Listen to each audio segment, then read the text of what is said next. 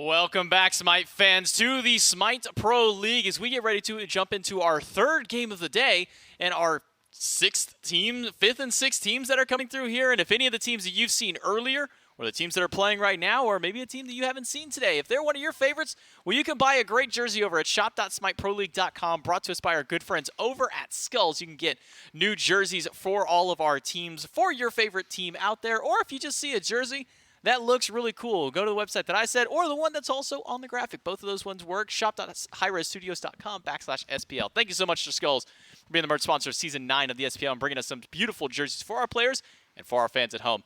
I'm J-Mac Tucker. I got Gormizer joining me over on the desk as we jump into our third and final set of our triple header Sunday. Atlantis Leviathans, Camelot Kings. Middle of the pack for Atlantis Leviathans as far as standing is concerned so far.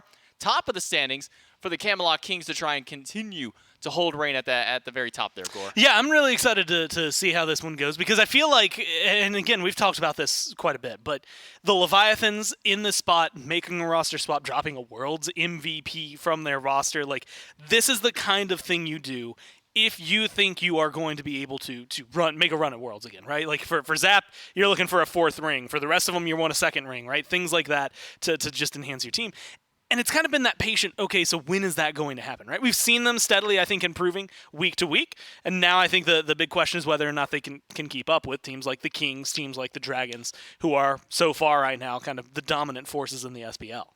Like I said, we're going into our third set of the day. We're kind of powering through some of these sets so far. It was a quick 2-0 by the Jade Dragons earlier today. I think it was a 22 and a 20-minute game by them to get their 2-0 over the Olympus Bolts. Oni Warriors took a little bit longer in their set, but still ended up finding the 2-0 up against the Solar Scarabs. And that leads us to our third and final set of our triple header Sunday. Atlantis Leviathans and the Camelot Kings to round out our day. Taking a look at the standings, as mentioned before, Atlantis Leviathans sitting, I believe, 2-2 for their record's sake. Camelot Kings sitting at 3-1. Actually, no, it's 4-1 for the Kings and 3-1 for the Leviathans. I was actually thinking of the Titans, who were at 2-2 at one point, well beyond there. But now we have our top four teams placing out. Leviathans can find a win. That can push the Camelot Kings down into that fourth seed, and that would then put the Oni Warriors, Leviathans, and Kings all standing at the very top of the standings right there. So a battle for still top four. Again, Kings lose this one. They're still in top four, but now they drop to the bottom of those top four as opposed to being right there in the middle at number 2. And honestly, I think that is kind of interesting to see how this is going to shake out for the Kings as well. I think that this is a team that has honestly spent a lot of time dominating in regular season games, and if like we're looking at it from their perspective, that's always great. But then when it comes down to a lot of these big name, big moment occasions, they've fallen flat. And so I think being able to spend more time, even if it means losing maybe a regular season game, but trying things out, figuring out what it is that is going to get you those wins, and then applying that to the postseason matchups, that's where it really is going to kind of be the breakout for them. So I'm curious to see what they'll bring today. Yeah, we always never know what to expect out of Leviathans, especially out of their Hunter player, Zapman. He's been bringing some strange stuff to the duel, and we have a chance to talk to him right now for a pregame interview. That's right. Standing by with Zapman prior to the big matchup against the Camelot Kings. Zap, talk to me about the phase up to this point. Some matches last week, obviously you guys growing little by little, moving through phase 3. What have you learned about your team so far this phase? I think we're doing all right. I mean, 3-1 record is pretty good, but we definitely have a lot of things to work on still. And, every game we're ramping up closer and closer to Worlds, and we're feeling good. And big roster change coming into this phase as well. Haddock's joining the solo lane for your team. Has that change worked out in the way that you guys figured it would?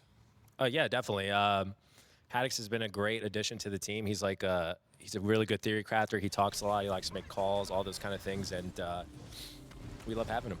Now, I look at the Camelot Kings across the way here, and more teams have been playing this double ADC, objective shred type of game plan. Is that something you guys prepared to go up against today if the Kings lean into that style again? Yeah. I mean, we're prepared for the Kings. I love going up against Genetics. If we lose a game but kill Genetics 10 times, that's a win in my book. Now, double ADC, but you guys haven't been playing you on ADC. Well, you have been a little bit. Flex ADC, Mage a little bit here and there. Are we off the Mage train, or is it still a viable option for Zapman here against the Kings? I think my team might be off the Mage train. Me, I'm a big proponent of, the Zygen, the E-set, and all that stuff. But in all honesty, I like to be able to play all kinds of styles, all kinds of things. You don't know what the meta's going to be come Worlds time, so you just want to be able to play anything. Going against Genetics and Netroid has got to be a fun experience. You talk about loving playing up against Genetics. What is it about Genetics that you enjoy matching up against?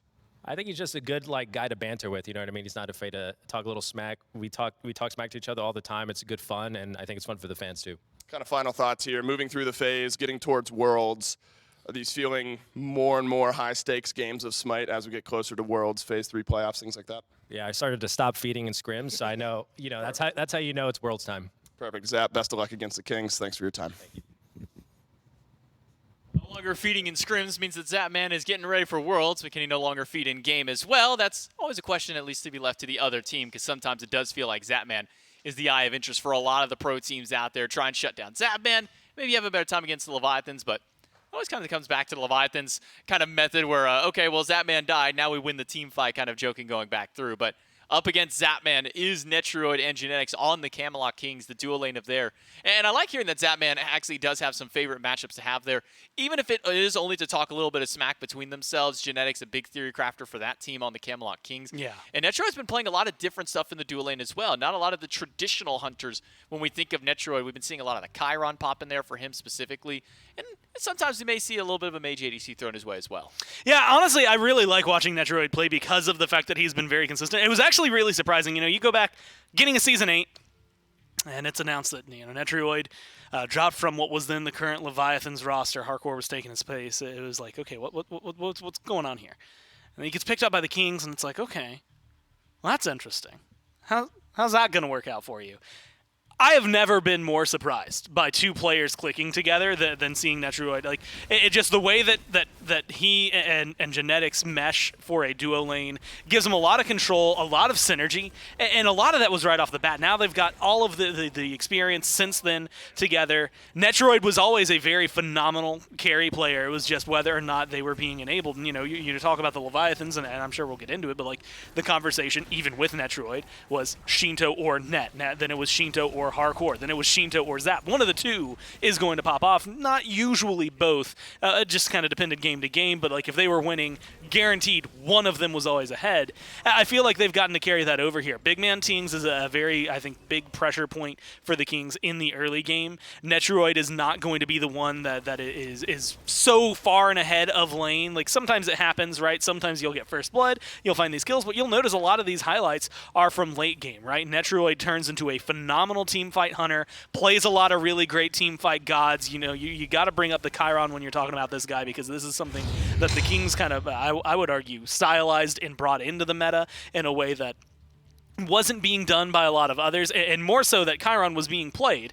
They're the ones who were starting fights with the ult. They're the ones who were really trying to kick things off from Netroid's perspective. And so I think that he is someone that is absolutely capable of not only dictating the end of a game, but really changing the pace of a fight. They could be absolutely down, and he's going to be the guy who's going to scoop things up. Well, there have been a lot of teams who have not been letting the Kings have that Chiron. We'll see if it makes it through in the picks and bans for game number 1 between the Camelot Kings and the Atlantis Leviathans. I think bringing up the fact that really both these mid laners for these squads are also big points of contention for these teams. Shinto has always been a standout player on this roster, whether it be for his high kill games, his low death games, his diverse god pool that he's also been able to bring over to the mid role and really allow the Leviathans to be able to flex some of the stranger compositions that have come through and maybe allow Zapman to play some of the mages that he likes to play out there. And I think there was at least a little bit of truth in what Zapman was saying, even if there was some jest in it as well, talking about once you start getting closer to these world championships, once we start seeing these metas really develop around, being able to play just about anything that your team needs is such a big factor and a big asset to your team. Yeah. And so Zapman being able to play the mages over there, allowing Shinto to play these more carry-style hunters, can do well. But as the first bans are going through, AMC, Khepri, Ymir, Yamoja, and the Morgan banned over by the Camelot Kings. One more ban to them before it goes to the Levi's for their first pick. Yeah, I honestly, I look over towards Zappa, and specifically in the duo lane. Like, you see the AMC ban right here. That's going to be a mid lane ban more often than not. Morgan falls into the same category. And then Yamoja, Kabrakan, even though we've seen him in other roles, the Ymir, the Khepri, all targeted towards the support role. All targeted because of the Manticore spike buffs that we've seen, and even with a little bit of a nerf, I think, in the 9-9 balance, or bonus balance. still is absolutely good. worthwhile in terms of buying and in terms of control. So a lot of the bans there make a lot of sense. The thing I was going to mention was when you pick up a mage and when you're looking at it for the Leviathans, you're talking about the Kings. Dave asks Zap about it. And, you're talking about him playing double hunters, bringing in Carnanos mid. I guess technically that's more Dardes than anybody, but having that kind of as an open ability. And then, you bring up the Leviathans, like, well, Shinto can play the Uul. We've seen him play on her. Like, they play him really well. What can you expect? I see a Vulcan. I don't really care that they've been giving it over to Zap. I almost want it to go to Shinto just because I think that the performances we've seen from Shinto on mages and Zap on hunters, even on a middling day, is better and more consistent is really the bet I would hedge than when we've seen Zap on the mages and Shinto playing a hunter. Because when they get into the late game, it always feels like a coin flip in those regards from what we've seen, and kind of statistically doesn't look as great for Zap versus when, Shinto's on it. So in my mind, as much as Zap seems to still like it, maybe I'm on board with the rest of the team here and saying that maybe we let those stay in mid lane for a little bit. It could be something to play around with if you're up 1-0, though. Well, as far as the first picks are concerned, Vulcan, Daji, Artio for the Atlantis Leviathans, Terra, Naja for the Kings, one more pick before they jump into the second wave of bans. So a jungle pick for this Naja. Most likely, have seen it go to mid a few times. Not sure if that one is in Big Man Tings' wheelhouse necessarily. Terra likely over for genetics in the duo lane. So no hunters picked up just yet, so we're unsure still if this Vulcan will be going to Zapman, if that actually is a Zapman pick, or if that one will be going to Shinto in the mid lane. Well, some eyebrows raised, though. Man, and I hate that I have to give it credit, but I will give it credit in that, of the mages that have been flexed into duo lane the most, I actually think Vulcan might be on some of the top of that list, because even though he's not always been meta, he's just been doing it a while, right? I mean, you go back to Season 2, and you're going to see that kind of thing happening. Snoopy was playing it a lot back then. Cyclone played it a couple of weeks ago. I think it definitely does have its merits over there. And if you're just looking to make it a farm lane, right? Not looking for crazy pressure, you don't care about Angel's Scepter that much, I think you're more than fine just throwing the Vulcan over there and letting him hang out. Not stress too much. Every now and then, once you hit 5, just ult on cooldown, kill a minion wave, maybe you can find some rotations. Nothing too insane, but I think that we've been seeing a lot of pressure around the Angel's Scepter and a lot of importance around that in the duo lane. And so, I see a support like Terra. I see this Artio and I think, okay, you're looking for pressure over there. You want this Angel's Scepter. You want the experience camp it's going to get. You want the kind of lead the duo lane can play with. That gives your jungler the leniency to play over on the right-hand side of the map, focus on your solo laner. And I think that the Leviathans are going to learn, same way that the Bolts have learned both the easy way and the hard way now. Haddix is absolutely a win condition. If you can let Panatom spend a lot of time on that side of the map and get him ahead, that's perfectly fine. If that means giving Zap a farm lane, or if it means letting Zap have pressure just inherent through picks, it doesn't really matter as long as Panatom doesn't have to come over there and baby them. Shibalanke, the final pick by the Kings before we jump into the next wave of bans. And it'll be a Ho-Yi Cupid banned away by the Kings, putting some pressure onto Zapman's picks at the very least. Or at least just some general hunters as a just in case. Could even be a moment of maybe the Kings trying to force Zapman's hand onto this pick. Maybe they want Zapman to play the Vulcan, so they're banning away some of these other hunters, picking up the Shibalanke. Have seen flexibility with that god towards mid a couple of times, but more often than not has slanted towards the duo. Chiron and Guan Yu will be the final bans for the Leviathans. Interesting that Guan Yu has actually made it this far in the draft. He has been typically a very high priority pick for the solo lane, but ends up making it to 10th ban. And I honestly think it's been very... maybe it's just the way that he's been working lately, but I'm looking at the last 6 games of SPL, just like blanket last 6 games played, have had Guan Yu in them. And he's lost every single one of them. Oh, no. And so you're looking at a god that is very high prioritized. I still think, look, good healing, in combat and out, good prot shred, plus he steals them to make himself tankier, good engage, good disengage. He's got a lot of good things to it. But if you're getting controlled a little too handily, if you're losing every game you play, maybe there's going to be, and as we can see, quote-unquote, I guess, counters to his play. And a lot of that lately has been the heavy focus on anti-heal, right? We've seen a lot of it today. We've seen a lot of it, I think, a little bit of it yesterday. And so there's a certain point where, the healing is nice, but if you get enough on your team that it is convincing the other side to invest in an Ankh and at least 4 items worth of anti-heal. You're talking Brawlers, you're talking Divines, you're talking Contagions, Toxic Blades on occasion, like things like that. Shadow Steel has been on the rise. Then he falls off hard. Like a lot, at least a part of the reason you're picking him is just gone there. Cthulhu and Cernunnos round out the draft for the Atlantis Leviathans. So RDO to the support role, as we've been seeing a lot more often recently, her making her way back in towards that lane. Yu Huang I love that. as a mid lane pick for the Camelot Kings, and a Xing Shen to close out there. Most likely for variety over in that soul lane, I gotta imagine, with the Terra already locked in, probably towards Genetics. So for the team fighting of the Camelot Kings, you're staring down the barrel of Cthulhu. You've got an RDO there as another staunch front line. You got a Dodgy to deal with. How are you liking the chance for the Camelot Kings and their team fighting up into what the Leviathans have drafted? Honestly, I really like it, right? It's so far the weakest god, and I'm going to put that one in quotes, the weakest, quote-unquote, that we've seen on this squad, and just through the last few weeks of play has been the Naja. A lot of games played, not a lot of wins that have accompanied those, right? The numbers skewing a little more in favor of the loss column. That is a pick Twig plays really well. And when you look at the things, if you ignore just the win-loss right now and instead look at what a Naja brings to the fight, it is very consistent engage, very consistent capabilities to find kills or set up kills. You've got Terra, who brings very consistent engage. You got Xing Chen, guess what he brings? Very consistent engage. A lot, hell, I'm going to throw Yu Huang in there as well just because of the ult. There's a lot, I think, for the Kings that lets them choose a fight. They're a team that plays almost exclusively for the team fight anyway. They can find kills early on. This is something I think I've said several times about this squad, and I wouldn't be surprised if they could try to steamroll even early on. But it's not uncommon to see them play a very European style, play patiently, hit that 20-minute mark with like 4 kills in the game, and then suddenly they just ramp it up. They start looking for these team fights. They've got the gods that can choose those picks. Xbalanque scales well. Xing Chen is great against, in my eyes, the Cernunnos on the side, as well as the Dajis, slowing down their auto attacks, helping out some of their own team by making those do less damage. And then Yu Huang, Xbalanque, both relatively safe picks for your backliners. So you've got great peel, great engage choices, really safe backliners that also have that great peel to rely on. Like, it feels like as long as they can get to the late game in a standard Kings fashion, they're not going to be too stressed.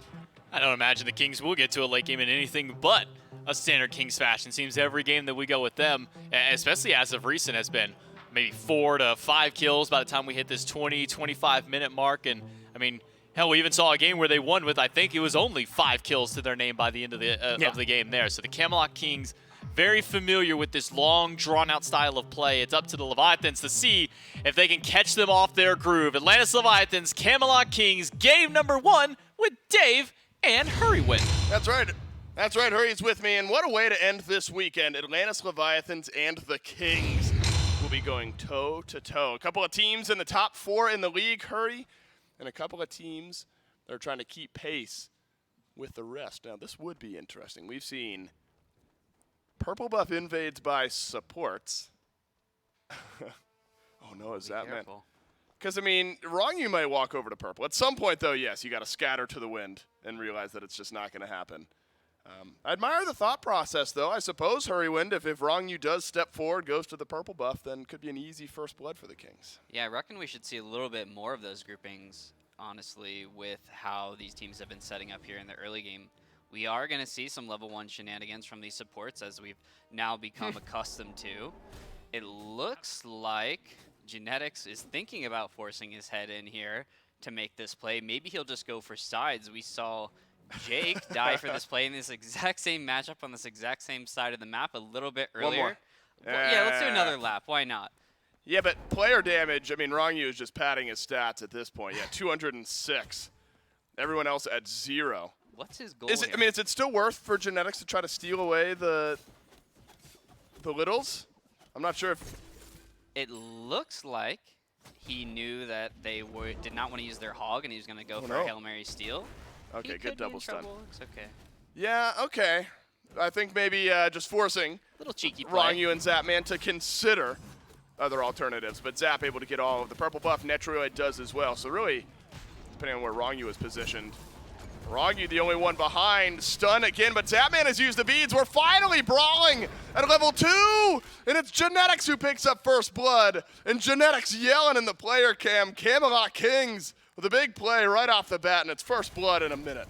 You know, Zap was just talking about not feeding anymore. I was going to say, right? With Worlds coming up, and he just goes to show, maybe leave it to the scrim, Zap, and save it for game, save the real stuff for game To day. be fair, he said he was no longer feeding in scrims, said nothing about actual SPL games, right? Yeah, and I think he just got a little too over ambitious there, saw his level 2, felt like he's a strong character at level 2 with the Kernos, which he certainly is, found himself in the middle of a creep wave in the middle of that death ball fight, and unfortunately fell by the wayside for first blood. Not exactly the way you want the game to start, though. No, surely in the not. duo lane here for Leviathans. Look at Panatom now being blinked on by Captain Twig. Twig has Sash. Panatom uses the beads. Walks on away from it. So Naja versus Daji in the jungle. We haven't seen a lot of Daji No, we have not. A lot of it's been banned out, actually, against select players. What kind of dynamic change do you expect when there's a Daji on the other team? We can already see the effects of the Daji in the draft a little bit here, Dolson. As you can see, we went to the Yuhuang, which we haven't seen very often because he's got that CC immunity, and it's probably also why we saw the Jibalanke, as he can kind of get out of that Daji ultimate with his dash. So some adjustments just based on the draft alone from the Daji pick. I think that the Naja in this game is going to pair up pretty well here in the early game versus this Daji can just threaten her, as you saw just there. Yep. Forcing out the beads early. It's going to leave the Daji pretty vulnerable to a Naja ultimate. Genetics looking for another steal. They do have the Hog, Oh, he got it. and he got it. Wow, Genetics doesn't, he comes up empty-handed on the first invade, helps for first blood, and now does drop the Leviathan's purple buff. We've had to keep eyes over on the duo lane I here love it. as of late. Yeah, I mean, right, you're a support player now for the Tanuki and the SEC. Are you feeling like the duo lane speed has picked up a little bit here in this current meta? It's exciting to see the duo lane kind of moving at a quicker pace over here on this side of the map. You get to see more of these duo lane personalities and more of these duo lane matchups. Right. You get to see the supports make some plays a little bit earlier in the game. I mean, right there by Genetics, you have a fantastically timed wall so that he's not able to hog. Variety maybe looking to set up a gank or force out maybe a panic relic of some kind. No, not going to get To be anything. fair, if that's me, I'm panicking every single time. No, me too. I'm sure he's this so guy's only scary. ulting me because the jungler's there. Luckily for Haddock's Panatom, not immediately there. Or Yeah. for Variety, rather. Right, and it is just a bit of mind game. Same thing you might see out of a Sobek solo where they're just ulting the wave just for a little bit of lane pressure. That is something we have not seen in forever. No, it's been a while, and let's keep it that way because that character is not the most fun to watch in the solo. I'll take Jing Chen a little bit more entertaining. Really? On that You would side. take Xing Chen in the, I in the would solo with the over? conduit gem. He's got a little bit of early pressure here going on. The Yeah, clear's fair. less insufferable, I would say, for Fair enough. both sides of the solo lane. Captain's Wing making rotation over for the totem. Variety has played so many different styles this weekend, hasn't he? Where you get Xing Chen now in this set, and we watched their set yesterday. It was a lot more aggressive, a lot more in your face. It's got to be whiplash sometimes for these solo laners where, I mean, your goal, I suppose, is the same always anyway. You're creating space, but sometimes you're playing a bit more bruisery. So the ability to kind of flip-flop between like a Xing Chen pick, and then you get something like King Arthur, Mulan in a few of the solo laners' cases. Plenty of different options, and Variety has played them all relatively well here. So both junglers now, Hurry1, hit level 5. Do you think that is a big kind of dynamic switch here in this game? Must be if Captain Twig Right. is going to rotate over to the purple buff. Zapman has beads, but is way on the wrong side of the lane here. All of the CC connecting, and it's Genetics with another. And in onto Rongyu, Windfire Wheels as well. 1, 2, 3. It's dead. Down goes Rongyu, and finally someone else on the Kings grabbing a kill other than Genetics. So you as a support player probably very happy to be snagging kills whenever you can. And the Kings off to a roll on the left side of the map. Yeah, and you take what you can get as a support player. Good call out to say that the Kings are probably going to look to start to get aggressive. It makes sense to come over here and look for an invade on this early power spike for this Naja in this Naja versus Daji matchup. I definitely favor the Naja getting active a little bit earlier, and we saw that just there. A little bit unaware, I would say. Leviathan's not sure that rotation was coming in. Maybe a lack of wards, maybe a lack of communication. Yeah. Clearly unaware that he was coming to that purple buff. Zapman caught on the wrong side of town there. Did a good job of actually holding his beads, notably known for not doing so. Right. Will hold them here, which is going to be a big boon for him now that he still doesn't have to worry about that re-gank, which you normally have to worry about losing your beads on the first one. So you will have those available in case Twig does decide to come over on that side of the map again. Now looking to focus out their Scorpion. This is they love these Scorpions. They do. They put these things on cooldown about as soon as they spawn. How impactful do you think that is, chaining those Scorpions together? I mean, you know, there's certain objectives, and we'll pause as Variety sends Haddix back. It's a Descent into Madness, 2 versus 2. Over on the right side of the map, the health battle. It's for the Leviathans. Chain number 1. It's on to Captain Twig. Get back here, says Panatom. And another onto Variety. Maybe Haddix tanking up the tower. It's all on to Panatom. But Panatom changes the damage back. What a play! A Panatom double, but Variety able to at least trade 1 back. In a 2v2 over on the right side of the map, hands a couple kills to the Leviathans. Maybe a little ambitious for the further dive from Panatom. Maybe a slight misstep. Harry or Variety will definitely take that trade there at the end of the day. Maybe, you know, Twig needs to slow it down. I think playing on the duo side as he did before is probably where he wants to continue going towards, especially after it went so well last time. Unfortunately, maybe a little too ambitious. Hold that thought. Shinto may be under a little bit of fire. Oh no, Genetics behind him as well. That's right, Genetics here also.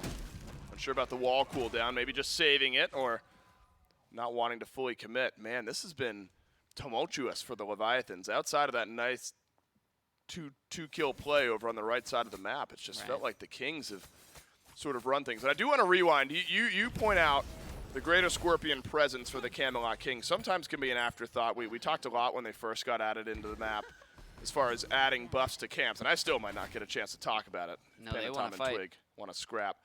Is that the type of thing, if you're the Kings, you're chaining those together, does it create a real noticeable lead, a big noticeable difference if you're an objective-minded team like the Kings? Yeah, as far as the neutrals are concerned on the map, outside of potentially the Scepter camp, the Scorpions or the Greater Scorpions are going to be the best neutral objective that you'll find teams fighting over. Kind of nets you the biggest advantage, not only in gold, but also just enhancing your buffs. It's something that these pro teams have come to value very highly. When it comes to just general objectives on the map they want to take earlier in the game before the Gold Fury, before the Pyromancer are really on the table. So you'll see them kind of defaulting over there whenever they're up. I'd be surprised to see them on the map for longer than about 30 seconds. If you're late to yours, maybe the other team takes it too. So you do have to put some priority over on that side of the map. Team's kind of coming over here as the Scepter camp is spawning, talking about that. Potentially looking for a fight around My goodness. This would be a big fight for a Scepter. We got 4 members of both teams, everyone but the Soul Laners over on left. Unsure where the Scepter went exactly, seeing it who picked it up, but won't end up being a big fight over it. Camelot Kings stepping up to the purple buff though. Big Man Ting, Shinto, both rotating from mid. Earthshaker detonates right on top of Twig. That's a big play for the Leviathans, or against the Leviathans. And the Leviathans, I'm all backwards. Good play for the Leviathans. Detonates Twig, and Shinto able to pick up 1 on the purple buff invade. And that was kind of brewing for a little while there, Hurry, when saw everyone rotating over. Certainly didn't catch the Leviathans or the Kings by surprise, but this one might. As Panatom's still here.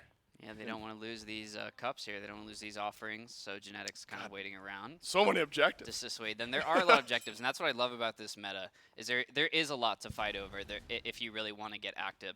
And you see the Kings trying to be active with this Naja early. I kind of eat my words a little bit.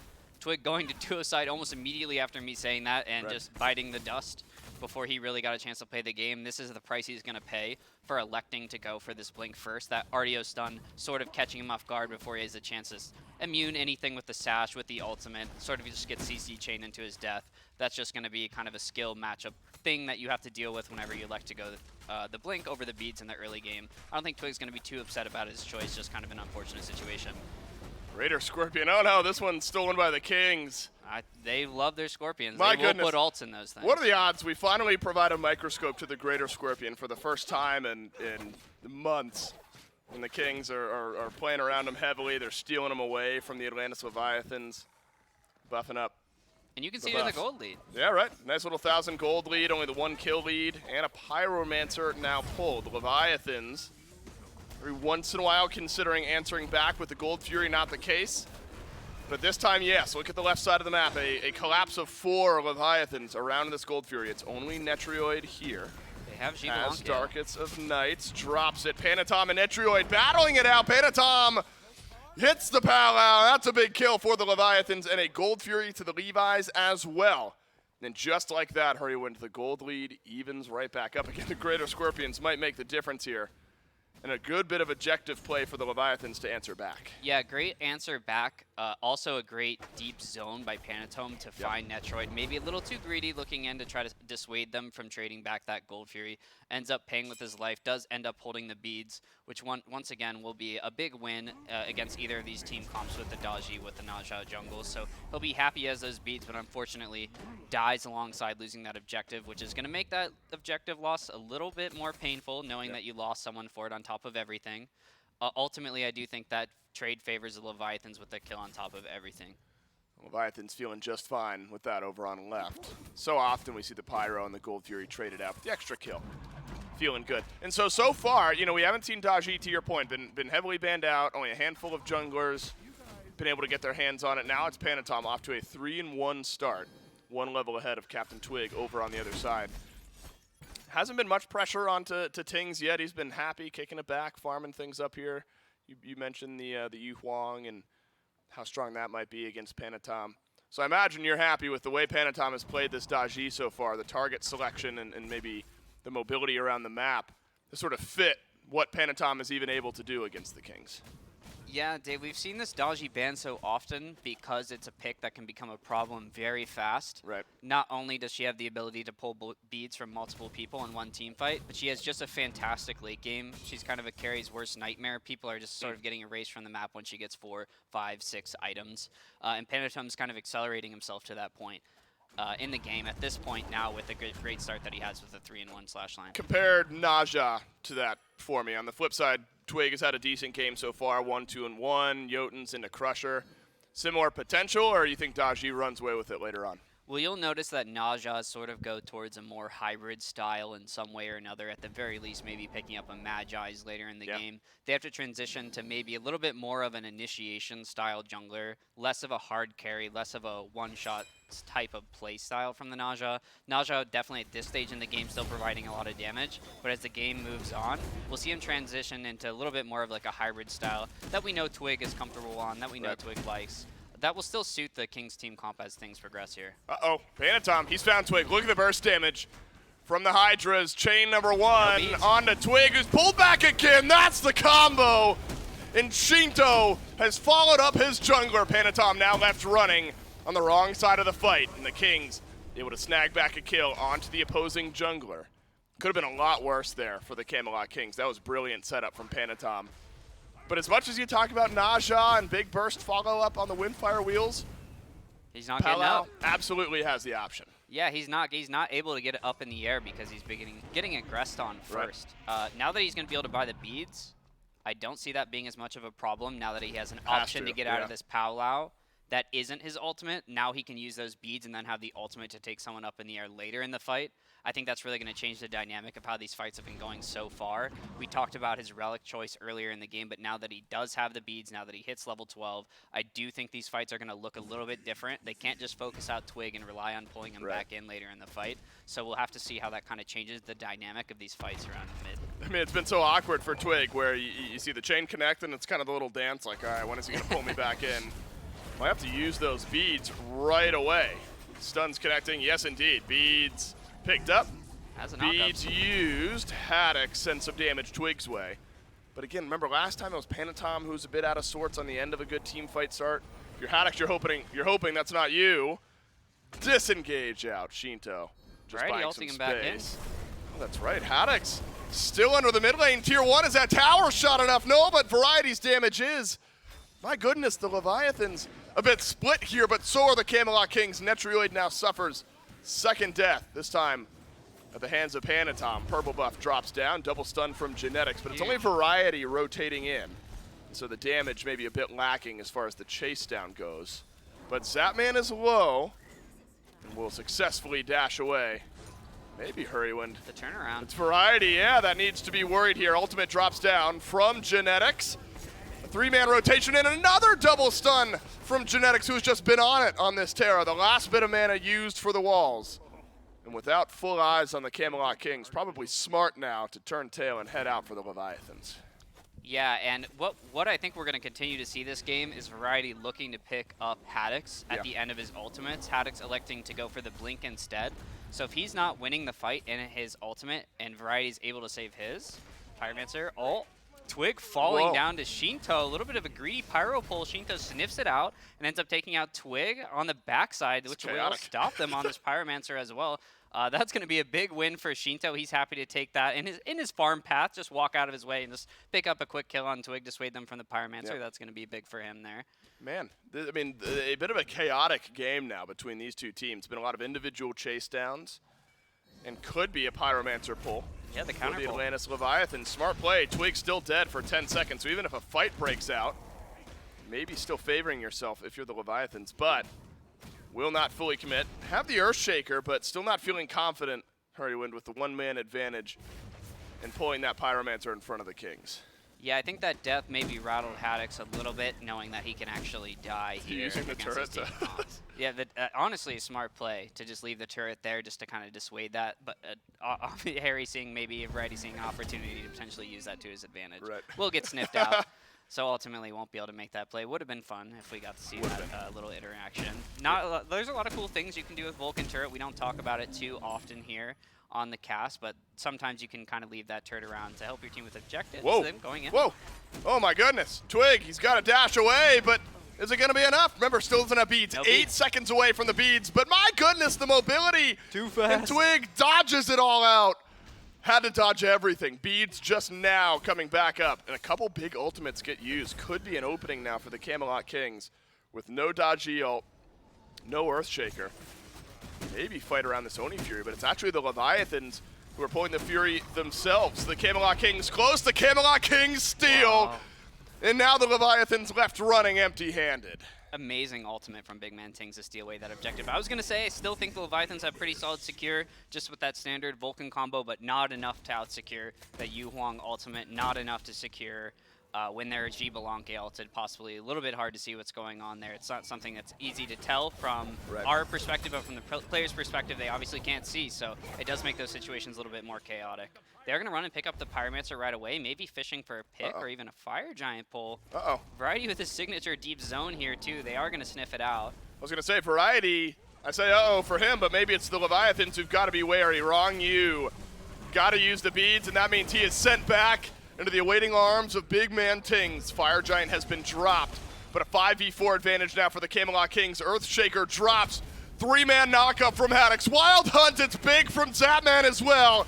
And the Leviathans surging back into this team fight. The 4 remaining members of the Camelot Kings scattered to the wind. Eyes on Genetics, the lowest health member. It's the Palau up from Panatom. Genetics pulled in and a double kill for Shinto. And how about that turnaround from the Leviathans? The Kings start the fight, but the Leviathans finish it. And I'm so happy to see them fight back in after losing Rongu like that. They committed a lot of spells on him. As a support player at heart, I'm always happy to see my team come into the rescue after a lot of ultimates are used on me. And this is something I think the Titans actually lacked the other day when the Kings were playing this way, is they didn't really have great re-engages. But you see a great re-engage. Oh, Zapman may be in a little bit of trouble. Has to juke out the Yu Huang ult. Will dash away and be okay. Whoa. Also holding onto his relics. They're actually going to take this into a pull. I'm looking for Shinto's ult here as well. Earthshaker, maybe the best secure standing on the map right now. Should like be a very burn. close to getting it back. Camelot Kings step close to the Fire Giant. It's not been reset. Shinto doesn't have his ultimate. Shinto drops it, and the Leviathans get the FG. Variety run down by the Levis, and the Camelot Kings lose the Fire Giant. Captain Twig considering going back in. This would be aggressive. That's hopeful. Shinto on a tear here at 6-0. Oh, no. Zapman with another. Suddenly the game has been broken wide open. Big Man Tings and Genetics, the last 2 alive. And Panatom looking to fix that. Genetics will dash away. And now it's all up to the Terra, the one without beads. Unstoppable for Shinto. Deicide and FG for the Leviathans. Just such a quick turnaround. I mean, Yeah, that my was goodness. originally a King's pull on the Yep. Fire Giant. They were the ones who felt like they could pull the objective, they could take the fight. Ultimately, I don't know, 2 minutes later, it turns on its head. Leviathans pull the Fire Giant. They have that great secure. The Vulcan almost didn't come up in I know, time. I was so scared. Very worried for them on that secure, but they ultimately end up getting it. And then the Kings as well, kind of over chasing, maybe trying to bite back a little too much after that Fire Giant secure and end up losing all their lives too. They're not going to be too sad because they're not going to lose too much more than maybe their buffs at the end of the day, and they still will be alive in order to defend any major objectives like these tier 2s like the Phoenixes. But ultimately, a little maybe too over-ambitious for the Kings. This is something we saw them doing the other day. It worked out completely differently the other day. Total they difference. do have a mage this game, though, which is going to hurt their objective damage burn. Maybe not their secure, but they don't have the burn they had the other day, so maybe going back towards this playstyle is not exactly what they should be looking for with their composition. I mean, Twig has just not had an easy game so far. I mean, 3 of the deaths were pre-12, if I remember correctly, before Twig even had beads, but just hasn't been able to flip around the fights. I was surprised to see Twig trying to chase down one of those kills, but maybe in that moment, You know he's going for best it. you can do is try to take a Fire Giant buff away. Whereas Shinto has had a miraculous game so far. Everything from the Vulcan seems to be connecting. This is potentially aggressive positioning from the Camelot Kings, where the Leviathans can sort of envelop them, but instead just pushing out a wave or so. So if you're the Camelot Kings here, you've lost Fire Giant, you're down decent amount of gold here at the 22-minute mark. Are you considering these tier 2s at all? Or are you thinking that Phoenix line is your safe haven? I think they're going to play for the towers first and see what opportunities they get. The Kings are doing a great job here at sort of splitting the map, delaying this Fire Giant push. This, as you can see, makes life very tough for the Leviathans. Their wave management isn't necessarily the best in this situation. Right. They don't have a lot of options for what they can do. They're basically forced into a 5v5 siege, and this is what the Kings want. Ideally, the Leviathans can maybe split Panatome off, maybe split Haddix off, and split a lane, so that way they can have waves pushed in more than just this solo side lane. But unfortunately, they're going to be forced to push over here, which is what the Kings want, which is why you saw them grouping a little bit earlier, pushing down the solo side. Leviathans getting completely delayed on their Fire Giant in this situation is a giant win for the Kings. I'm looking at Panatome's build here. He's got Jotuns into hi-rez, into Titan's Bane, into Heartseeker.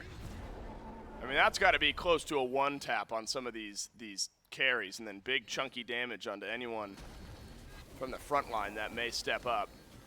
And it looks like Leviathans are okay with splitting up a little bit. They send Panatome over towards the left, can maybe put some pressure on the tier 2, but Gold Fury back up.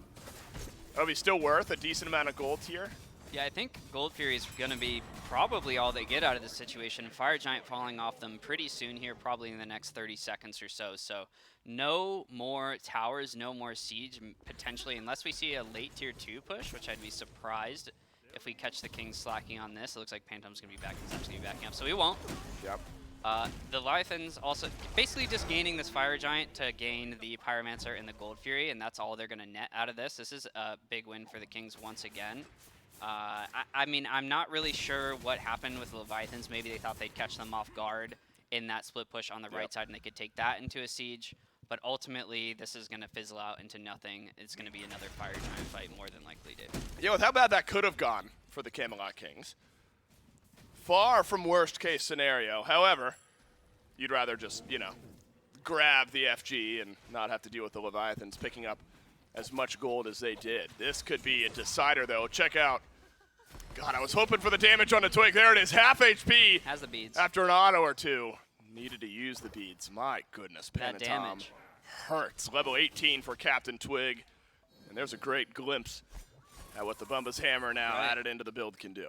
Yeah, and we don't see this Bumba's Hammer much. Panatome is one of the only players I see typically pick up this item from now on.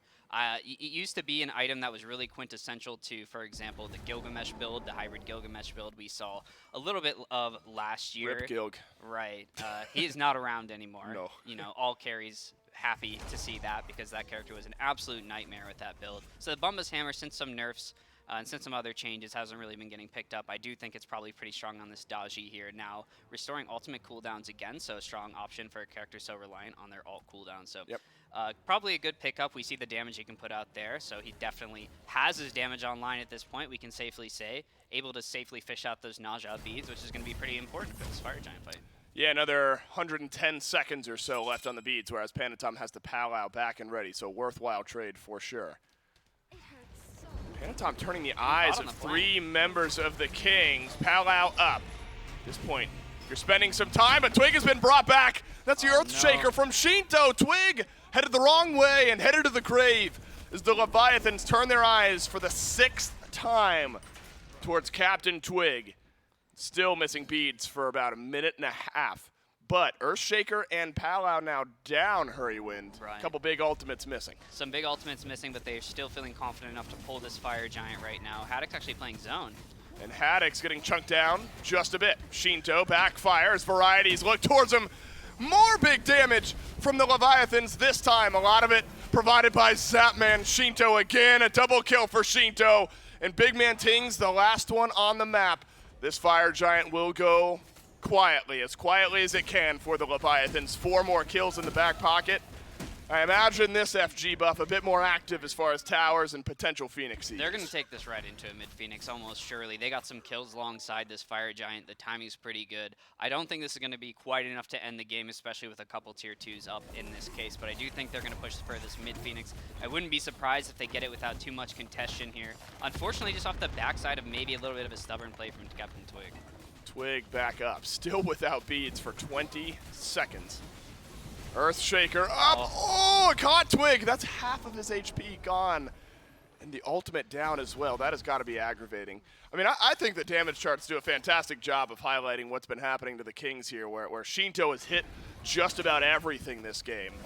And Panatom as well with big burst damage has set up very, very nicely with the Palau. Maybe the Kings feeling like this is their best chance back into this game. Dueling Dragons just wide, but Variety on the reinitiation has pulled back in Shinto. Off of the Palau goes Panatom. Shinto with no beads getting caught out there, right. kind of pathing away from his team. You got to path out with your team after you're in these siege situations. You cannot get separated like this. So maybe a little bit of a pathing error, a little bit of laziness from Shinto here, walking the wrong way, especially with no beads down. The Kings see that. They capitalize on that. They're a tenured team. They know the opportunities they're looking for. Not going to be the biggest win ever for them. No. The Fire Giant's still going to be fresh on 4 members by the time Shinto's alive, so they probably will get another siege out of this. They won't have their Fire Giant on their mage anymore, and a big shutdown kill. He was a 9-0. Yeah, 9-0, my goodness. Has had a fantastic game for himself. Oh. No surprise from Shinto, as we're used to.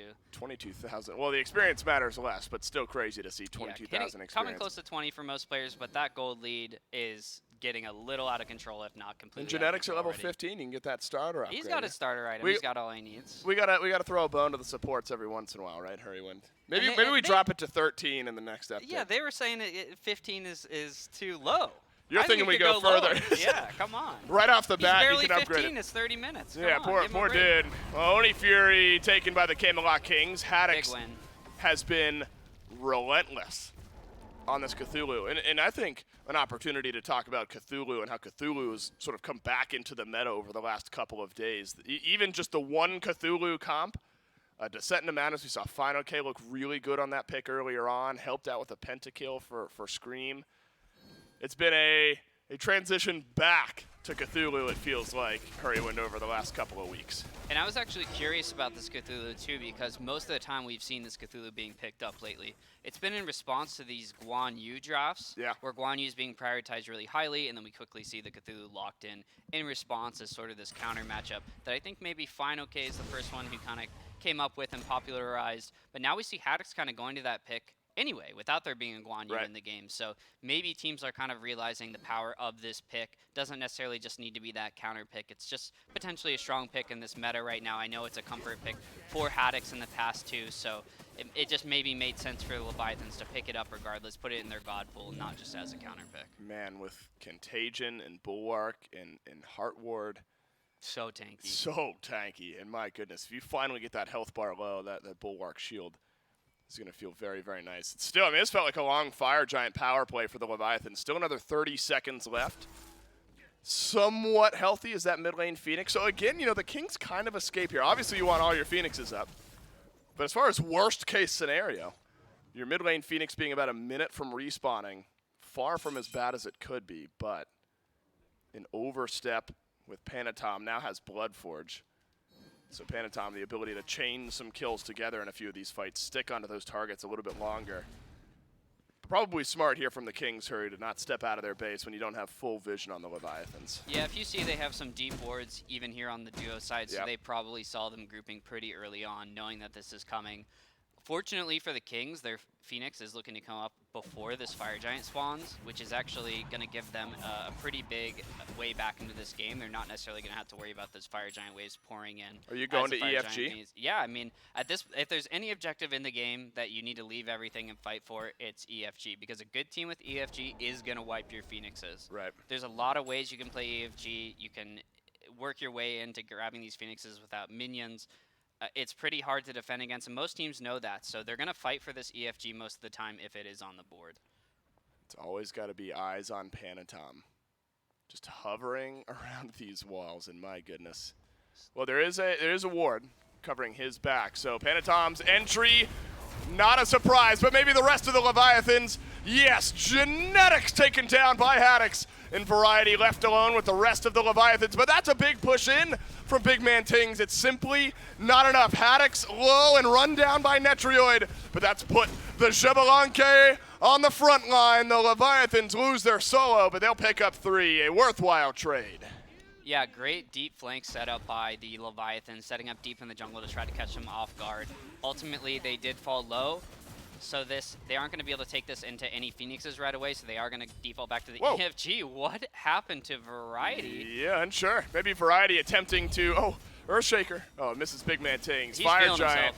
will go. I mean, how could he not? 11, 1, and 6. For Shinto out of mid, Obsidian Shard, because so many of these fights, he has Mirrodin, he's been starting off a lot of these fights with the ult, and then just absolutely slamming this is a crazy in the rest of the damage. fight. I do think Tings deserves a shout out here. Big resurgence of damage in that last fight was beneath both Panatom and Shinto. Remember, Hurrywin, these death timers a bit long. The Leviathans get EFG, they have not gone back and reset, and they might not need to. Mid lane Phoenix taken down once more. And a few of the respawns from the Kings coming back up. Good push in from Big Man Tings, but the dash out from Panatom strong enough. Twig, Wind Fire Wheels onto Zapman. That damage is chunky, and Big Man Tings has the follow-up, but so does Shinto. As always, 2 more kills from the Vulcan in the last minute or so. And Captain Twig now dead for a minute. Left side, Phoenix under pressure, Rongyu under pressure, but it looks like the Ardio will be just fine. And this is just a very well done siege. I mean, the problem is they're just feeling themselves. I think the Kings are feeling that, unfortunately. Right. They are just kind of being ran down at this point. I don't know what happened, but in the last 5 minutes of this game, the Leviathans kind of look like they can't lose. Every fight is just going their way, despite the big Terra ults, despite the big Yu Huang ults. Things are just not really going their way. I really feel like this Naja has had a tough game this game. Yeah, we haven't seen the impact we'd expect out of Captain Twig, especially on a pick that I know he's confident on. We could probably get a little bit of a feeling that this might not be a really great game for him, just based on how this game started. Yep. Unfortunately, getting caught out a bunch of times, but the game's still not over. He still has an opportunity to potentially redeem himself. Maybe finishing up that Titan's Vein will be enough to kind of open up the window to kill some of these tanky frontliners on the Leviathans. Well, give me like Genetics perspective at this point, right? I mean, everyone in the game has effectively caught up in itemization, some tier 2 items waiting to be finished. But your Genetics, you're 4 levels behind, you're 2 full item slots behind Rongyu. As a support player in this position, what's your hope? What can you hope to do here for the Camelot Kings? I have watched Genetics enough to know that in situations like this, when they're down, their 2 Phoenixes down, they've been getting constantly engaged on and surprised in these team fights. He wants to be the engager. They probably want to take an all-in team fight and try to catch the Leviathans off guard, vice versa. Right. I think they want to get in there early with their Terra ult, with their front-loaded damage, get their Naja on the front foot instead of the back foot like we've seen all game, and kind of get the jump on them. So I wouldn't be too surprised if we see them 5-man somewhere and try to take the engage aggressively rather than passively as they've been doing so far. Yep. Leviathans have been on the front foot, forced the Camelot Kings back. I mean, Haddix has dashed in, Panatom has leapt in. Might be able to do so as well. Twig shows himself. Could be an issue here. Panatom has one-tapped Netrioid who's got to use the Aegis and walks out of the back of this fight. Wild Hunt onto Genetics, unfortunately. The Terra, not a leg to stand on, but Big Man Tings gives you a chance. Panatom wags his finger. A killing spree for the Daji, and the Leviathans as 4 against the Camelot Kings as 3. You've got your carry on the map. You've got fire minions walking down the middle. The Atlantis Leviathans in a very strong position. A teleport forward. I think Attempted by Haddix. Yeah, I don't know. Tried to teleport in, and nobody else in base has one. So you got to take a deep breath here, able to make his way towards the right here, Hurrywin. And I don't know, Twig, Netrioid, Variety, they've got their work cut out for him. Haddix now fully tanky again. The Titan swinging away onto this Cthulhu, but Panatom, Earthshaker, all of it doing its work, and the Atlantis Leviathans run away with game number 1. And just an amazing job by the Leviathans. maybe as Zap predicted, getting closer to Worlds form Wow. as we would expect for them. They looked dominant in this game. Once the team fights came around, maybe their team composition, maybe the way they were playing these fights, we saw the Cthulhu being really aggressive, and like we mentioned, his build was super tanky. They were just on the back foot right away, the Kings that is, and then the Leviathans just kind of ran them down every team fight. Very well executed, definitely knew what they wanted to do with their draft, and just a dominant performance by the Leviathans. This is what you want to see as a Leviathans fan late in the year. Because think back to early phase 2, sort of end of phase 1. This is a Leviathans team that, fresh off a world championship, a convincing 3-0 world championship, was not this dominant team immediately upon starting the year here in Season 9. Finally starting to put some of those pieces back together. The Haddix move looks fantastic in this game individually. Shinto was missing nothing on the Vulcan. A great performance from the Leviathans. And the Kings that looked unbeatable yesterday. This one, an exciting set with more action yet to happen. Leviathans versus Camelot Kings, Game 2, coming up next.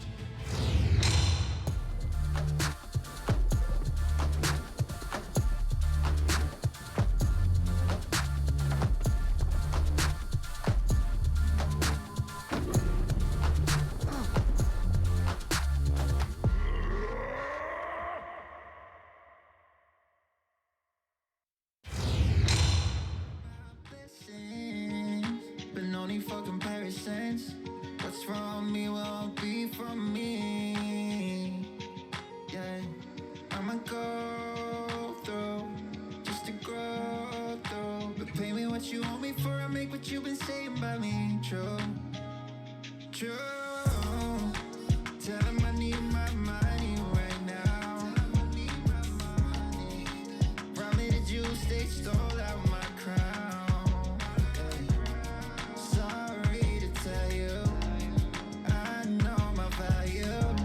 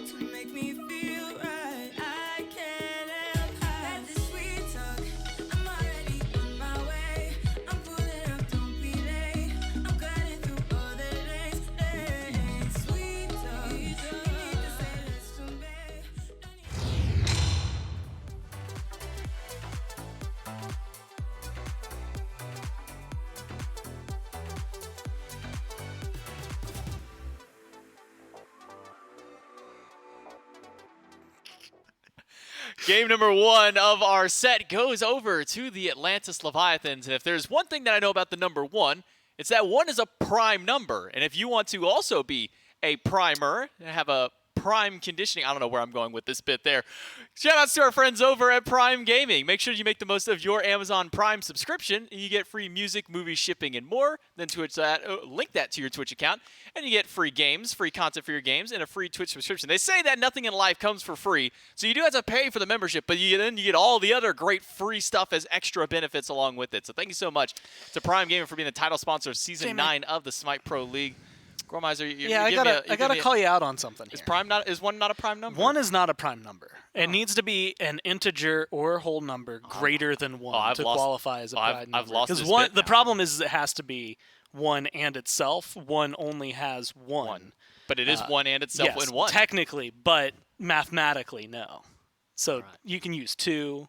Here, I've got a list of 1,000 prime numbers for you. Oh, You here can we use go. 2, 3, 5, 7, 11, 13, 17, 19, 23, 29. Stop me when this bit gets really old. 31, I'm having 37, fun. 41, 43, 47, 53, 59, 61, 67. I'm going to stop there because you're not going to stop me. I was going to stop you before you hit 100. Oh, in that case, 71, 73, 79, 83, 89, 97. There we go. 97, the last prime number before 100. But Leviathans take game number 1.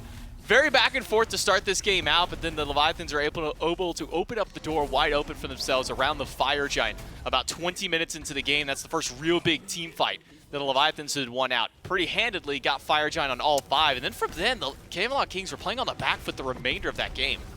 Yeah, I think that this was one that it was very interesting to watch the early game and specifically how it evolved. I mean, immediately kicking off with, a double kill for Panatom, I think was very interesting in the jungle, and of course, very big moments, I think, from the jungler throughout. But Shinto was just nuts on the Vulcan throughout the entirety of the game. I mean, absolutely insane performance, a great amount of kills. And normally we watch these highlights, you'll see somebody who got like a ton of kills, not like I'm trying to call anybody out today who maybe got a pentakill and there happened to be a lot of low health bars set up for him.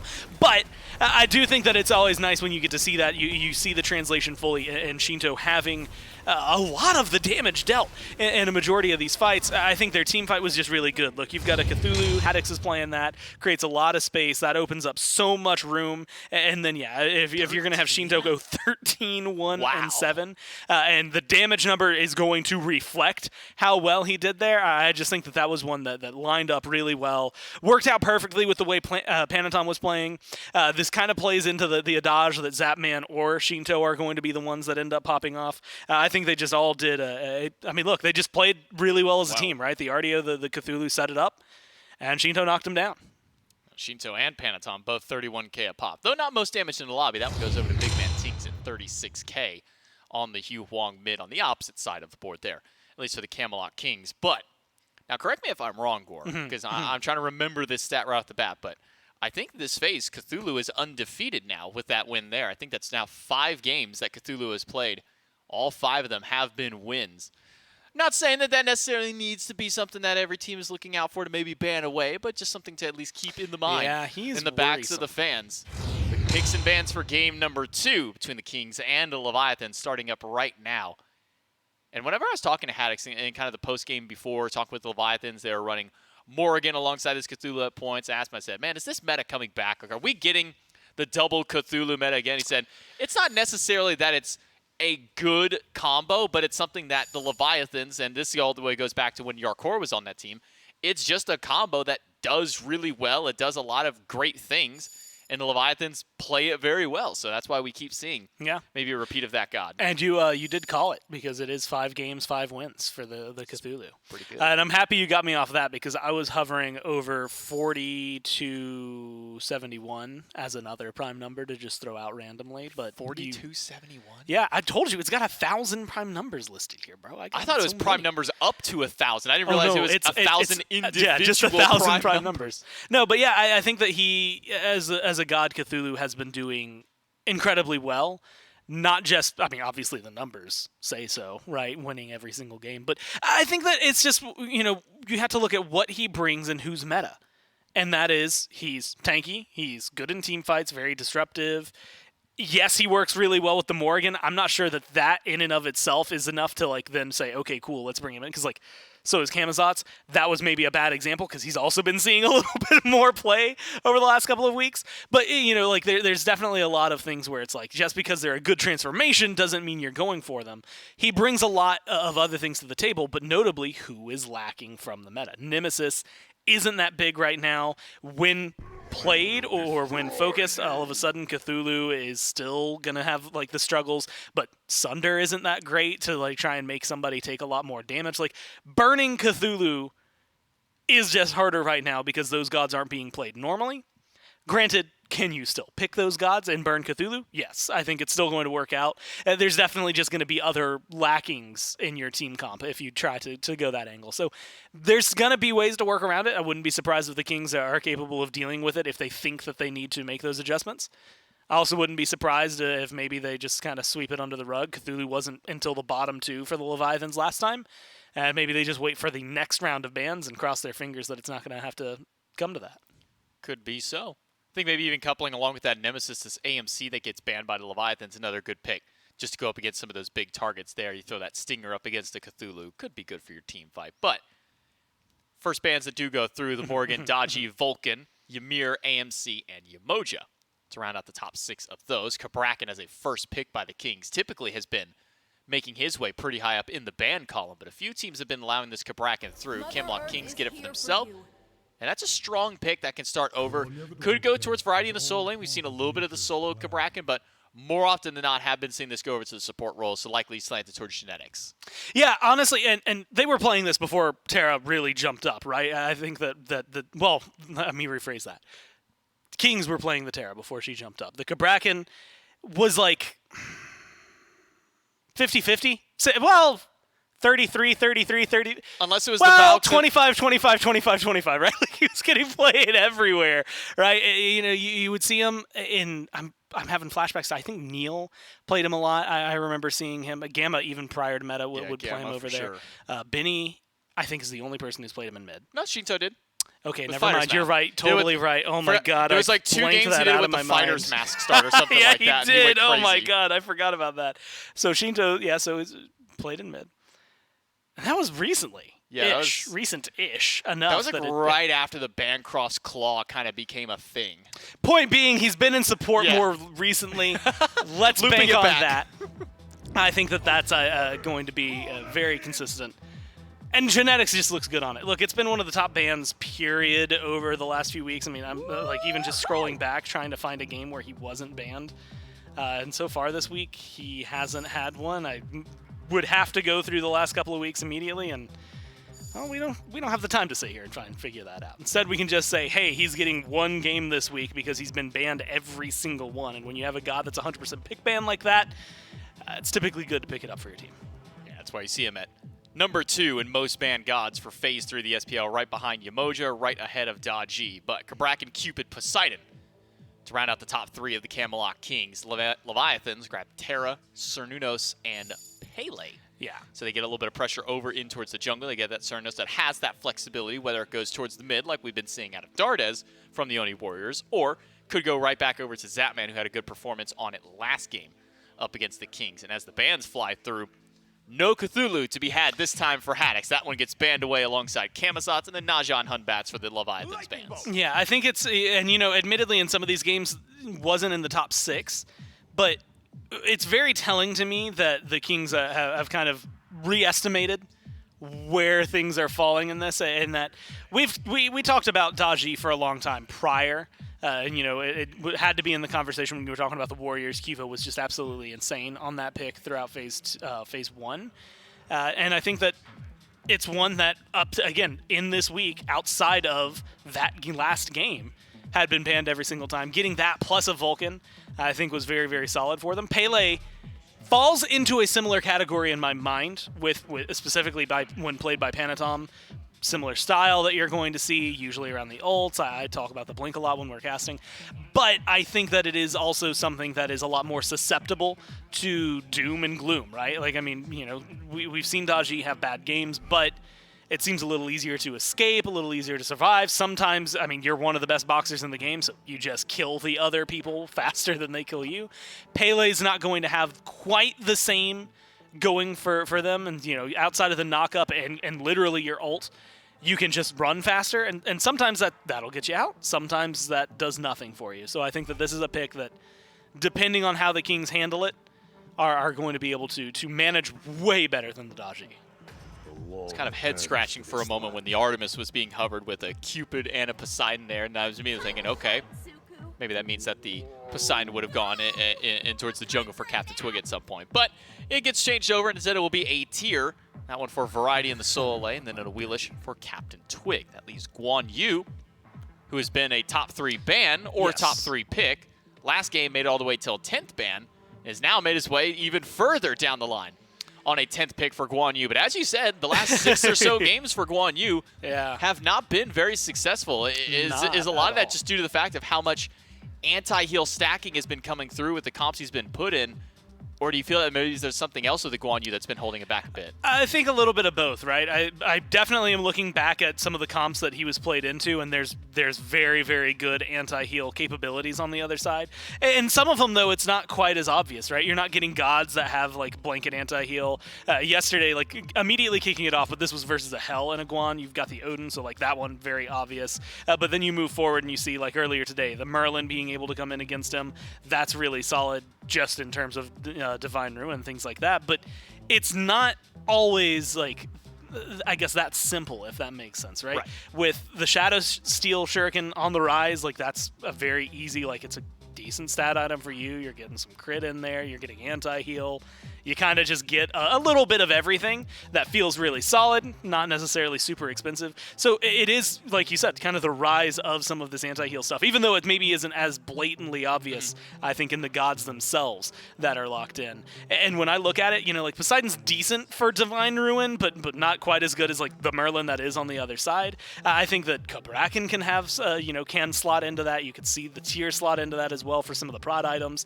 But it's definitely going to be, I think, a different pace for the Kings here. And Brawlers, like, they're still going to have it.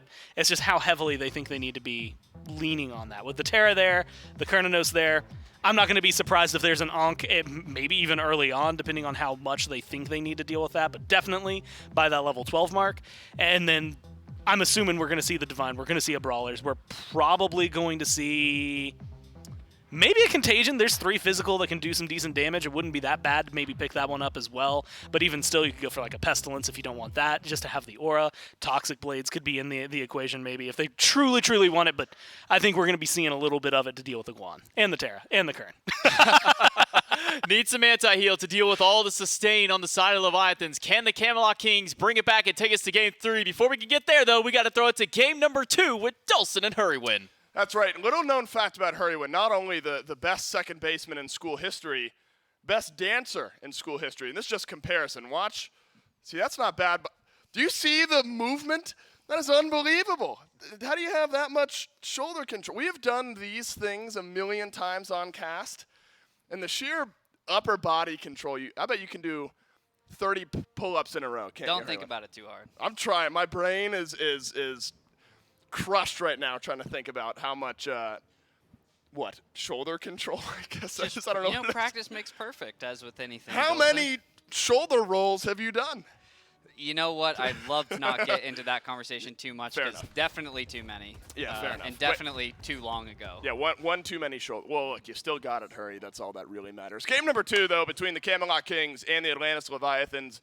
In game 1, Hurry got out of control, quickly, at the drop of a hat. Panatom put together a fantastic game. Shinto looked fantastic on the Vulcan as well. And the Kings just didn't have the leg to team fight back in. Looks like this time both supports successfully invading, at least for one, but Zapman's got the root. Now, is it worth, if Genetics drops for first blood here, the Invader's Curse. He can't die here. Hit your autos.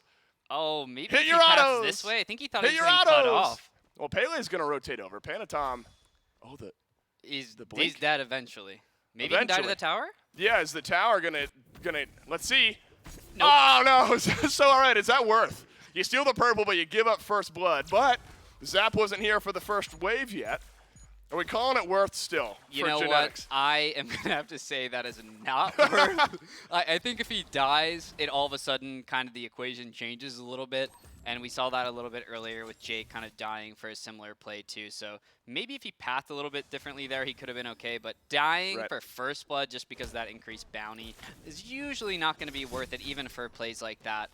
He knows the risk, so he's probably not too sad about it, knowing Right. that it can happen. But ultimately, probably not worth for him in that situation. You know, he's going to come out of base here and still be level 1 for a while, which is probably not going to help in that conversation for lane pressure. We can expect Ronnie and Zap here to win this lane, maybe potentially go for the Scepter. It looks like the Kings are maybe committing on the wave a bit. This could lead into a bit of a fight. Oh, Zap dashes forward, but he's got the heart bomb on him. Pre-beads. And Netroid at level 3 does make a bit of a difference here. Captain Twig was also over on the left side of the map.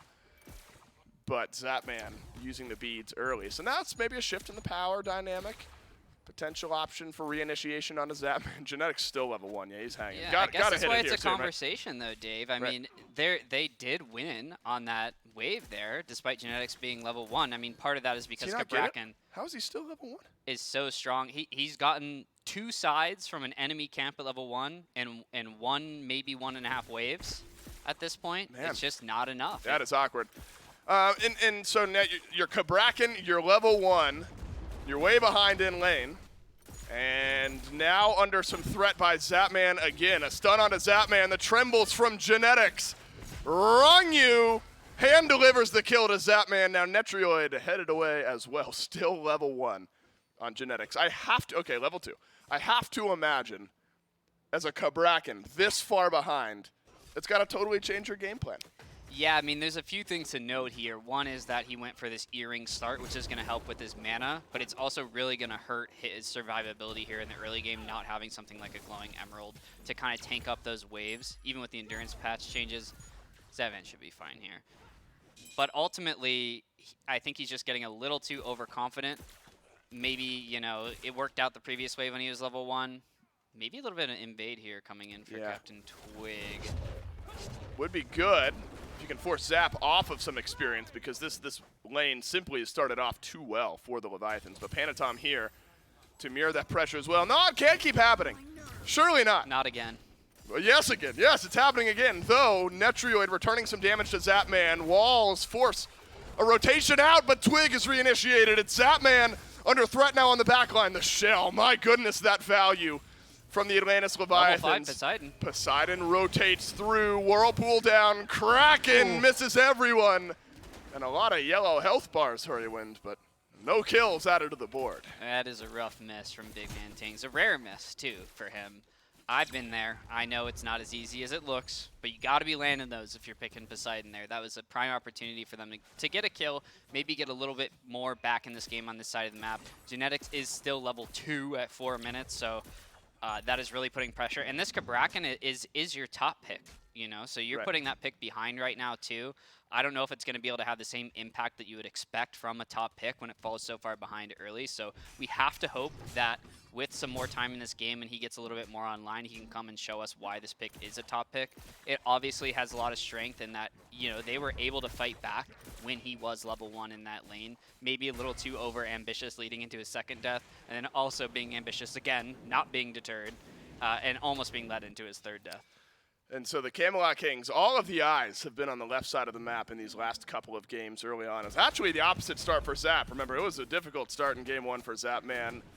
Gotta feel good every once in a while getting off to this type of start, and it's looked all right, but a couple levels behind is Genetics.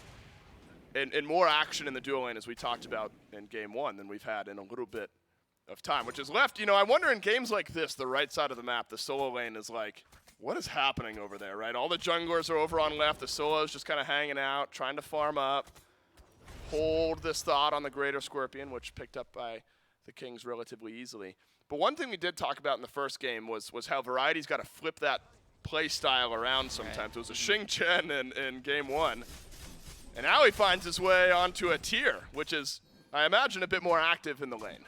Yeah, Variety definitely sticks to his picks. Anyone who's watched him long enough knows that he kind of likes to stick to his comfort characters. Yep. He finds a way to make them work. I do think this late tier selection is a pick that we're probably going to be talking about a lot more as this game goes on. When I'm looking at a tier pick, what I'm looking for in order for it to be a good pick is lack of lockdown. And I think there is a distinct lack of lockdown on the side of the Leviathans. Hold that thought. Uh-oh. It could happen here. Okay, that wasn't lockdown. That was just damage. That was just damage. No. That wasn't lockdown. That was just damage. Variety could have used the Lawbringer. Gets taken down on a rotation over. It'll happen to anyone. Right, it's not on me. No, it's not your fault. You got to press the ultimate button. That's right, at some point. But potential lack of lockdown on this tier later on in the game. So do you feel like outside of this one small moment in lane could become a problem for the Leviathans? Yeah, usually you are looking for that lockdown, like that on-demand lockdown. Right. Terra does have some of that, but that wall is pretty hard to hit on fast-moving targets. Genetics maybe in a bit of trouble. You're gonna do it again. No. Not again. It's gonna happen again. Genetics Let him burned. go. Okay, but not your fault. This one also not your fault. Wrong. It wasn't that fast. Genetics was just wandering away. What is it with supports? I don't know. Everyone's got to have a game like this, I guess. And I think true. Genetics was due. Well, Genetics has been playing far too well in this phase. Got to bring him back down to earth. I'm sure his team would be the first to agree. Oh, you know, of when course. Genetics really gets to feel it himself. 0-3 now on this Kabrak, and a couple of those deaths early on in lane, and now one more over in mid. I think what we've got to talk about, though, is this proactivity from the Atlantis Leviathans. So many teams, it feels like, hurry, play against this King squad, sort of rest back a little bit, let them get to that first wave. What is this? Zatman at 2-0 in lane, being tower dove by He's Netrioid. fine. He's fine, yeah, but the power, it's about sending a message. It is, yeah. He didn't have beads there, so he was at liability to die. Right. So good look by Netroid to find him there. Ultimately will survive. Did have the scepter for a little bit extra regen too. Maybe that came into play there. But this is my worry when people go to this Kerninos pick as well. Is it has a lot of bad matchups, and it is still succeeding despite that. So I have to wonder really what this Kerninos is bringing to the table that people care about so much. I have to imagine a lot of it has to do with the same reason why he's 2-0 right now, is because he's so strong here in this early game. Yep. He does still bring a ton of objective damage with that melee range passive that was recently buffed as well. So I have to imagine that's part of it. It is a bad matchup here into this Cupid though, and that will leave him in trouble of potentially dying. Not in this case, though. Wild Hunt, force the Netroid beads. in trouble. Genetics drops the wall as well. Can Panatom close the gap? Yes!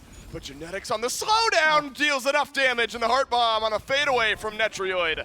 Couple of the Kings rotating over to left as well, but his Twig, has he done too much? No, the Kraken from Big Man Tings keeps Zatman right where he's at.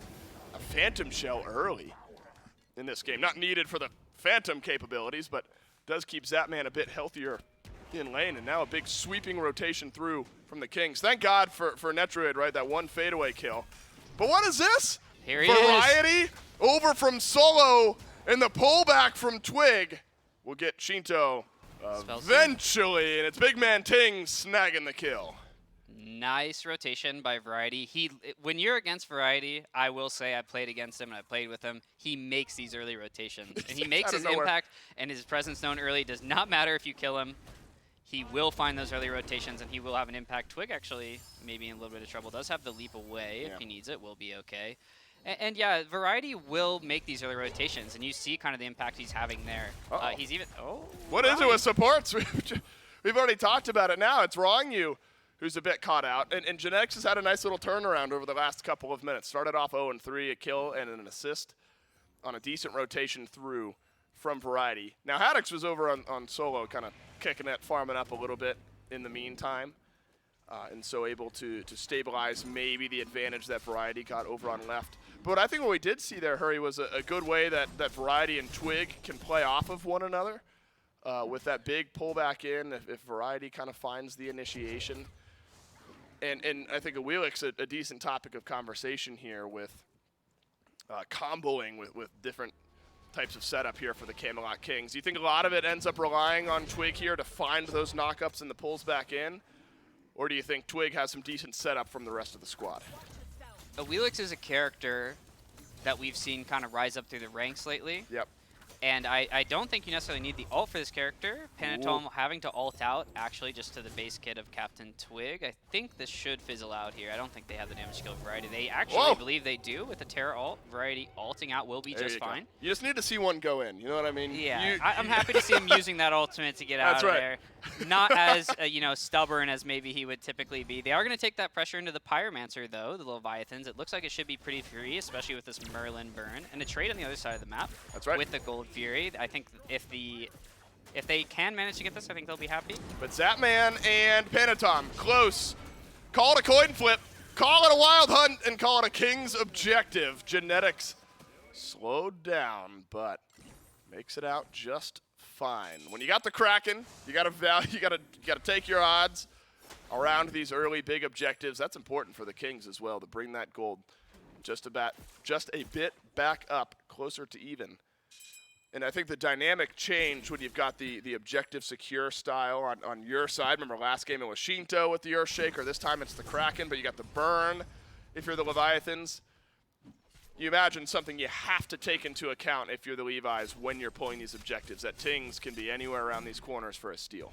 Yeah, no, absolutely. And if you'll notice, all these mage selections as of late, they all have objective damage. Yep. And if not just objective damage, they have objective secure too. So it makes plays like this possible. And you have to imagine that's why these SPL teams are valuing some of these mages so highly. It's plays like that where they kind of get forced into a situation where they have to trade that Gold Fury out for that Pyromancer, or they're at risk at losing that as well. So they take that opportunity, they use their Poseidon pick, which is going to do just the thing where it does its job, where it secures the objective and does so much objective damage. Doesn't give them enough time to kind of punch back, if you will. Yep. And they will be able to trade the map. And that's what the Kings do well, so it's no surprise that they are picking the Poseidon. No surprise it is working out for them there. I do want to rewind a little bit and talk about this tier pick, too, as we progress into this late game. Yep. I do, once again, want to talk about the lack of lockdown. A little bit of a fight breaking out. Yeah, unfortunately, for that point, maybe Zapman and Netrioid trading autos. Who's feeling better right now? It's Netrioid. Zapman has the scepter. It's Zap and Netrioid. But does Netrioid have the gap closed? Twig sure does. That'll be a setup kill. Oh, nicely played by Zap. One last tower shot doesn't get him. But Panatom out of nowhere picks up a double kill. You gotta feel like that's a bit worth it for the Leviathans, maybe not so much for the Kings. Yeah, I mean that. Unless I'm wrong, is that worth it? No, trust Okay. me. I got a tiny 2 for brain 1. over I here. mean, Yeah, right. you That's got simple that. math. You I can got do that. one. No, just not worth to go for that tower dive, knowing that the Leviathans could be coming in close to probably trade out those kills. Twig should at the very least known he's trading his life for that. Probably not worth at this stage. No objectives on the map to really do off of these kills, so it's not going to net too much the way of either team here, despite the advantage going the way of the Leviathans. They're going to net themselves a red buff. That probably will be the most they see out of this. Variety ulting in to secure this blue buff. Not going to get it. Haddix picks up that one. Now it's this next rotation of neutral objectives where I keep my eyes sort of peeled. So you got a couple of minutes until we get there, and a decent little gold lead built up for the Leviathans. But again, that extra X factor with big man Tings and the Kraken can never really count it out. But here's the worried trend now, right? Where in back-to-back games, Panatom has gotten off to a fantastic start. But you got to compare Pele to Daji, obviously two very, very different kits. But maybe Hurrywin's similar burst potential if Panatom is able to get as ahead as he was in game number 1. Right. Panatom is definitely going to be looking to find the same targets he was looking for last game. He's definitely looking for the back line. Pele is a little bit more one-dimensional, in that she's going to be kind of all-inning every time that she goes in. She doesn't really have that get-out-of-jail-free card in the powwow like Daji does. So that's going to kind of change up his playstyle a little bit. He's going to have to be a little bit more choosy with his engages. He's going to have to be a little bit more careful with who he's going on. He kind of needs people to make that space for him, rather where Daji can kind of make that space for herself. So a little bit more careful he's going to have to be in this late game as we transition. I don't think so far it's really going to have to be a problem for him, but as the carries get some more items, as there's more burst potential coming through in the game and he has some things to worry about, he will have to keep an eye out on that. We will see him probably be a bit more patient in these team fights as the game progresses. Yep, which there's got to be a mental shift from game 1 to game 2 where you're kind of dashing in, powwow now. You can still play aggressive, but gotta pick and choose those initiations just a little bit better. Much better start for Captain Twig here in this game. Remember, the first 12 levels of game 1, not fantastic. for Twig was 1-3 at a point on the Naja, 0-3 at one point on the Naja. Now maybe a little bit better. Variety's been pushed back 3 levels down to Haddix. I mean, Guan Yu up against this tier has maybe felt okay for Haddix. Glad Shield doing some serious work.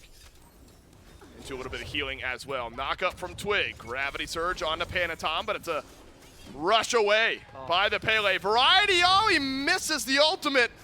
And Panatom able to reinitiate. That's a fantastic knockback. Variety lives until Rongyu fixes it. Captain Twig makes it a 1-for-1. Kraken up. Deals a bit of damage to Rongyu, but not that much. And over on left, we're battling as well. A 1v1 on left as Genetics burned away by Shinto. And again, Netrioid with the upper hand. And my goodness, in one big swing, Hurrywind, we've got chaos everywhere. We've been quiet. We have taken a deep breath. And then the left side of the map is 1v1ing. The right side of the map is fighting. And it looks like the Leviathans get the Pyromancer, which could tilt the scales back for them. And I certainly think it will. I think this game is looking to really kind of get out of control in the way of the Leviathans. As I say that, the Gold Fury being picked up by the Kings will be traded away again, which is pretty massive considering the fact that the Leviathans are starting to kind of come online as so far it looks. Right. Something that you mentioned that I want to draw our attention back to a little bit is Hopefully this it was a Guan good Yu versus thing. Tier matchup. Is it a good hopefully thing? Okay. Yeah, hopefully Okay, it's a good thing. Hopefully it doesn't get interrupted by a fight in the next 20 seconds, because this really is an important thing that we are going to see more of as the game progresses, and that's this Guan Yu versus this tier. Now, like, I have kind of insinuated this tier will be a problem as the game goes on. If any of you guys have played solo long ago, tier versus Guan Yu was your big matchup that people played a lot way back when.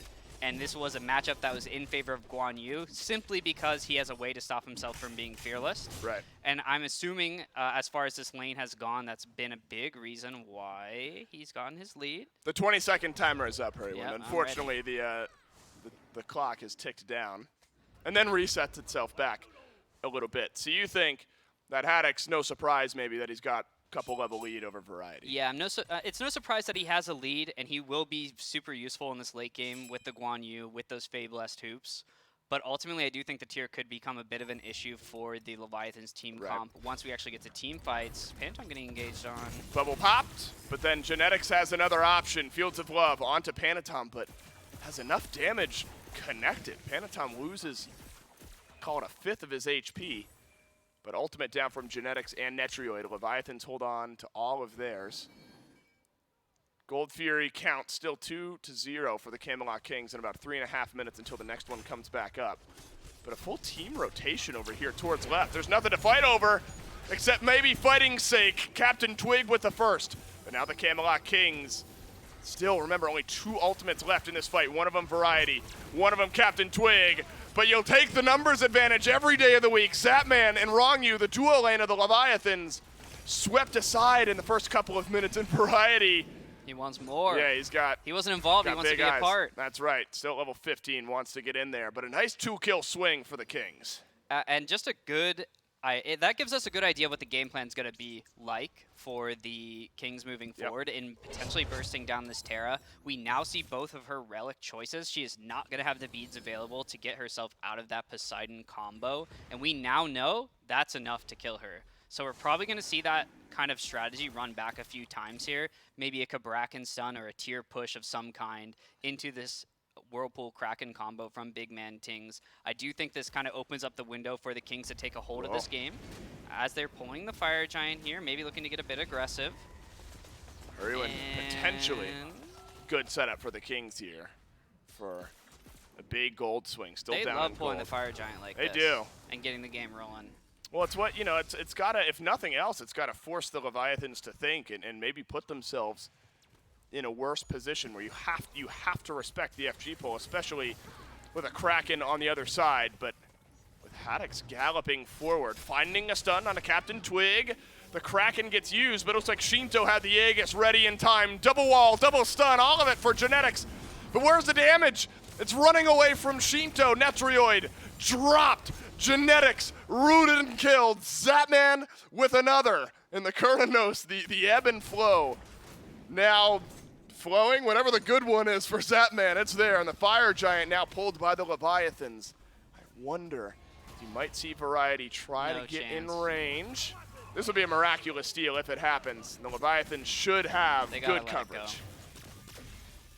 You don't think the Kings get in range here? No, I think they preserve their lives. I Yeah. think they know better than to throw their lives away for a Hail Mary Fire Giant steal, especially at 20 minutes.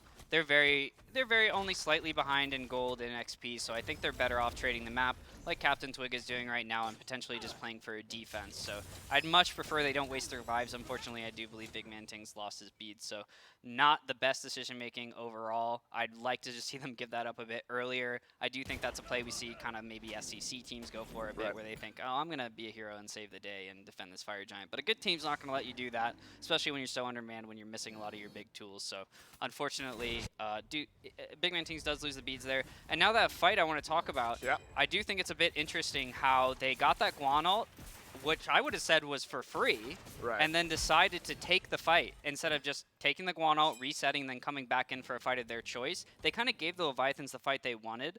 I think if they played that a bit slower and played to their advantages, let that Guan ult go by the wayside, maybe even the Terror ult go by the wayside, played the reset, and then stuck to their original game plan that worked before of killing this Terra, I think that would have worked out a lot better for them. But unfortunately, they kind of deviated from it, found themselves going on the back line, didn't have enough damage to kill their back line through the Terror ult, through the Phantom Shell, and unfortunately lost that team fight in the Fire Giant. You think this may be the right call here for the Kings, not putting up a fight around the Tier 2 towers. They head back for the Pyromancer. Likely will lose a Tier 1 here at some point. But there's a Trebuchet also working down left. Maybe at this point, just not worth it for the Kings to stick around these towers. Tier 2 towers over the years have kind of become more of a bait defense. You kind of slow defend them and just try to waste time on the enemy Fire Giant or split the map while they take them. It's just really hard to defend a tower when teams are so good at finding loops under and threatening your carries. Ultimately, they're just a stopping point for the Phoenix. You're basically just waiting to defend the Phoenix in most cases. Unless you feel particularly strong or you know you have some major advantage in relics somewhere, I would typically prefer teams give up the Tier 2s. It's just not a great objective to fight around. As you can see right now, Panatone's looking for that flank. He's going to threaten behind, and he's going to make it really tough for the enemy carries to push up, and that's going to mean they're going to get the Tier 2 anyway, so that's why we usually don't see defenses on these Tier 2s. Variety behind as well. We know how fast a tier can get in and turn around a fight, but smart by the Leviathans. Quick take, quick backup. And still a minute and a half hurry wind on the Fire Giant buff for the Leviathans. They've got it on all 5. And a big gold swing down. No, this is not what you want. You don't want Twig He's to be dead. the one getting caught out. Galloping forward is Haddix. Up and over goes Twig.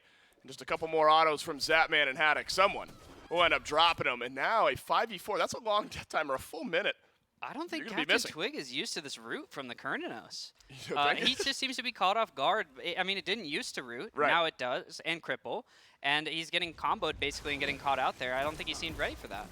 And how different does now this end game look? Suddenly you're without Twig for 40 seconds, and the Leviathans maybe sensing some blood in the water. Great Only ult. one tower left on the map. The Kraken drops on the front of the Phoenix. But the Leviathans haven't taken much damage. Genetics desperately clinging to life. The walls from Rongyu don't connect. Mid lane Phoenix is the prize for the Leviathans. Twig still gone for 15. And I mean, that's got to be a big difference here. If Twig is still on the map, maybe the Leviathan's not going for that, but hefty amounts of gold, plenty of time to reset for this next Fire Giant. And the way we were looking with that Fire Giant is that it was just going to be a farming Fire Giant. They saw the red buff was up. They decided to go for it. Zapman found Twig by himself in the jungle, ultimately catches him with a combo. Twig was not ready for it and ends up dying, and that leads into a Phoenix, which are just the mistakes that you hate to see. Right. Because I think the Kings were actually in a pretty favorable position coming towards this next Fire Giant. I think they just kind of slipped up a bit, but now that one slip up has become 2 slip ups. Now they've lost a Phoenix, which is going to make setting up for this next Fire Giant much more difficult for the Kings. I also wonder, I mean, the game plan for the Leviathans feels like early on is, I mean, you're never game planning to like kill Genetics 3 times right away. I mean, of course you'd love that, but Yeah, I doubt they go in saying like, yo, we're definitely gonna kill this dude like 4 times in lane. It's just been so brutal for the left side of the Kings map this game, a combined 2 and 8. Netroid getting there with his build, but hasn't fully caught up to Zapman as far as damage goes, execution or kin size. So should have some shred, but when you compare build states here, Hurrywind, I mean, by far Zapman catches up a little bit. Netroid does actually. I guess build state very similar. I thought Net They just stay for so much gold. gold. Right. They're so greedy, these Hunter players. It's unbelievable, isn't it? No surprise to see him back and spend 4K gold. And poor or whatever he Genetics just at level spent. 15, still 2 open item Yeah, slots. you got to feel for him too. There was a lot of fighting in the duo lane this game There too. was. Most of it did go the way of Leviathans, so no surprise to see Zap on top. That is a bit of a team thing, less so than a Hunter thing, just because there were team fights over there. Not really a lot of solo kills happening on that side of the map. Zapman, unfortunately for Netroid, coming on top here, a little bit further in his build, is going to help them do the Fire Giant. And Fire Giant now respawning. The 26-minute mark. Camelot Kings heavily down now in gold. And the initiations have just not been there for the Kings.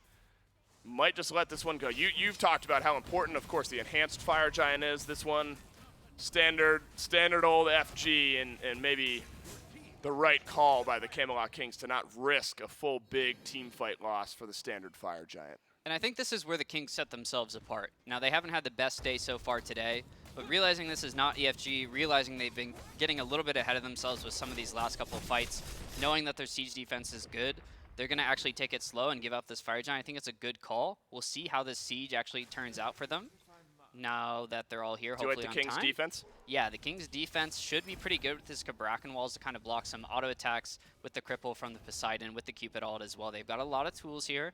I'd be looking at Captain Twig to see if he can make a big impact. Whoa, Varieties blinked forward and found nothing, found no one. Haddix pulled back into the rest of the Camelot Kings, but Haddix has not been deleted, not fast enough. The Fields of Love does separate out the engagement. Variety just did not get a chance to find anyone in that fight. Genetics blinks forward, stuns onto Panatom. Captain Twig tries to follow up, and there's no follow-up to be had. A bit of healing spread out now by Haddix, by Rongyu. Right side Phoenix identified. Leviathan shredding it through as the front line forces back the Kings. Still 30 seconds left on the tier, and that's chunk damage from Shinto. It's so effective, and Haddix The lives healing. again. Enough sustain from this Guan Yu to make a difference. And I really did think that the Kings had a solid chance on this defense. Ultimately, what it seemed like their game plan was going to be sending in Variety to kind of play a little bit of interceptor there while they full committed onto Haddix with that Awilix ultimate, with that Poseidon ultimate. It turns out they don't have enough damage to kill him though, and that's a problem for the Kings because that's kind of been the only strategy that was working for them so far. They kind of switched it, you know, they kind of just take what target they can get. In this fight, it happened to be the Guan Yu. The Guan Yu does not have beads, but it's still not. It's just a little bit too tanky to die to that combo. Right. That means the Kings are going to have to switch up their game plan again. They're really kind of fumbling here to find a way that they can team fight that's going to be working for them. I think that the team fight and the healing and the sustain is becoming a little bit too oppressive on the side of the Leviathans now with this Guan Yu, with this Terra late game. Even this Merlin late game, which we haven't talked about a lot now. That's right. Shinto, kind of the unsung hero of every team comp on these late game mages. Kind of putting in a lot of work here, has a ton of damage, I know, so far in this game. I think now that we're getting to these late stages of the game, Leviathan's comp is becoming just too oppressive for the Kings. Haddix stops Variety's back, who maybe is a bit surprised by it. He was buying items. Yeah, I was going to say, but considering what he wants to pick up next, Ankh for Variety upgrades it. Mid lane Phoenix down to half. Remember, just respawned.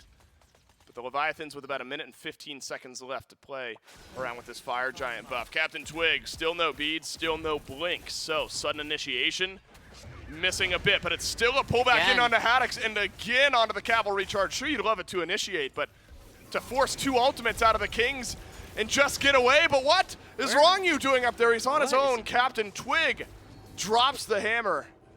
And maybe the white flag waved on this siege by the Leviathans. A rare misstep from Rongyu, just kind of overextending. If they could take that win with Haddix getting away there, I do think that would be a giant win just to trade that Guan Yu horse for basically the Kings' whole win condition and their one-shotting of a tank. Unfortunately getting caught out of it. They're still feeling strong enough to push this though, Dolson, 4v5. That's right. Still have a couple big ultimates ready to go for the Atlantis Leviathans. Beads almost back for Captain Twig. Haddix is sustained up nicely. 20 seconds left. You still got range with Zapman, but 5v4. Not a lot of time on fire. Wishful thinking, that's right. 10 seconds left now on the buff. Haddix stunned, cracking back. Doesn't hit anyone, and there's the initiation from the Leviathans, pulled back by Twig, and another one for the Kings. But into the back goes Haddix. Into the front goes Genetics. Variety taken down. Zapman dashes in. A double kill for Twig. A double kill for Zap. Phoenix. The mid lane Phoenix gone. Zapman with eyes for 3. Hit the autos, but big man Tings shuts him down. Could it be the Camelot Kings right back into this game, lose their Phoenix, but drop a few kills? Yeah, I have to wonder why Leviathans wanted to force that so hard. I think they should have been okay taking that slight misstep from Rongu, running it back to Fire Giant, but they decided to force it in 4v5.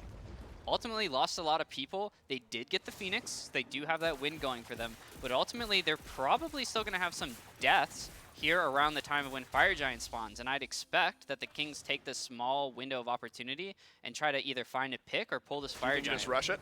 Yeah, I mean, they're in a weird spot with 2 Phoenixes down. The right Phoenix coming up soon, but they're still a little bit behind on the map with these Phoenixes down, and they have a little bit of time here on the spawn timers now. 12 seconds on Zapman. They have a very small window to do something here while Zapman's still dead, so we'll have to see if they do something with that. Yeah, it's enhanced. Kraken for big man Tings.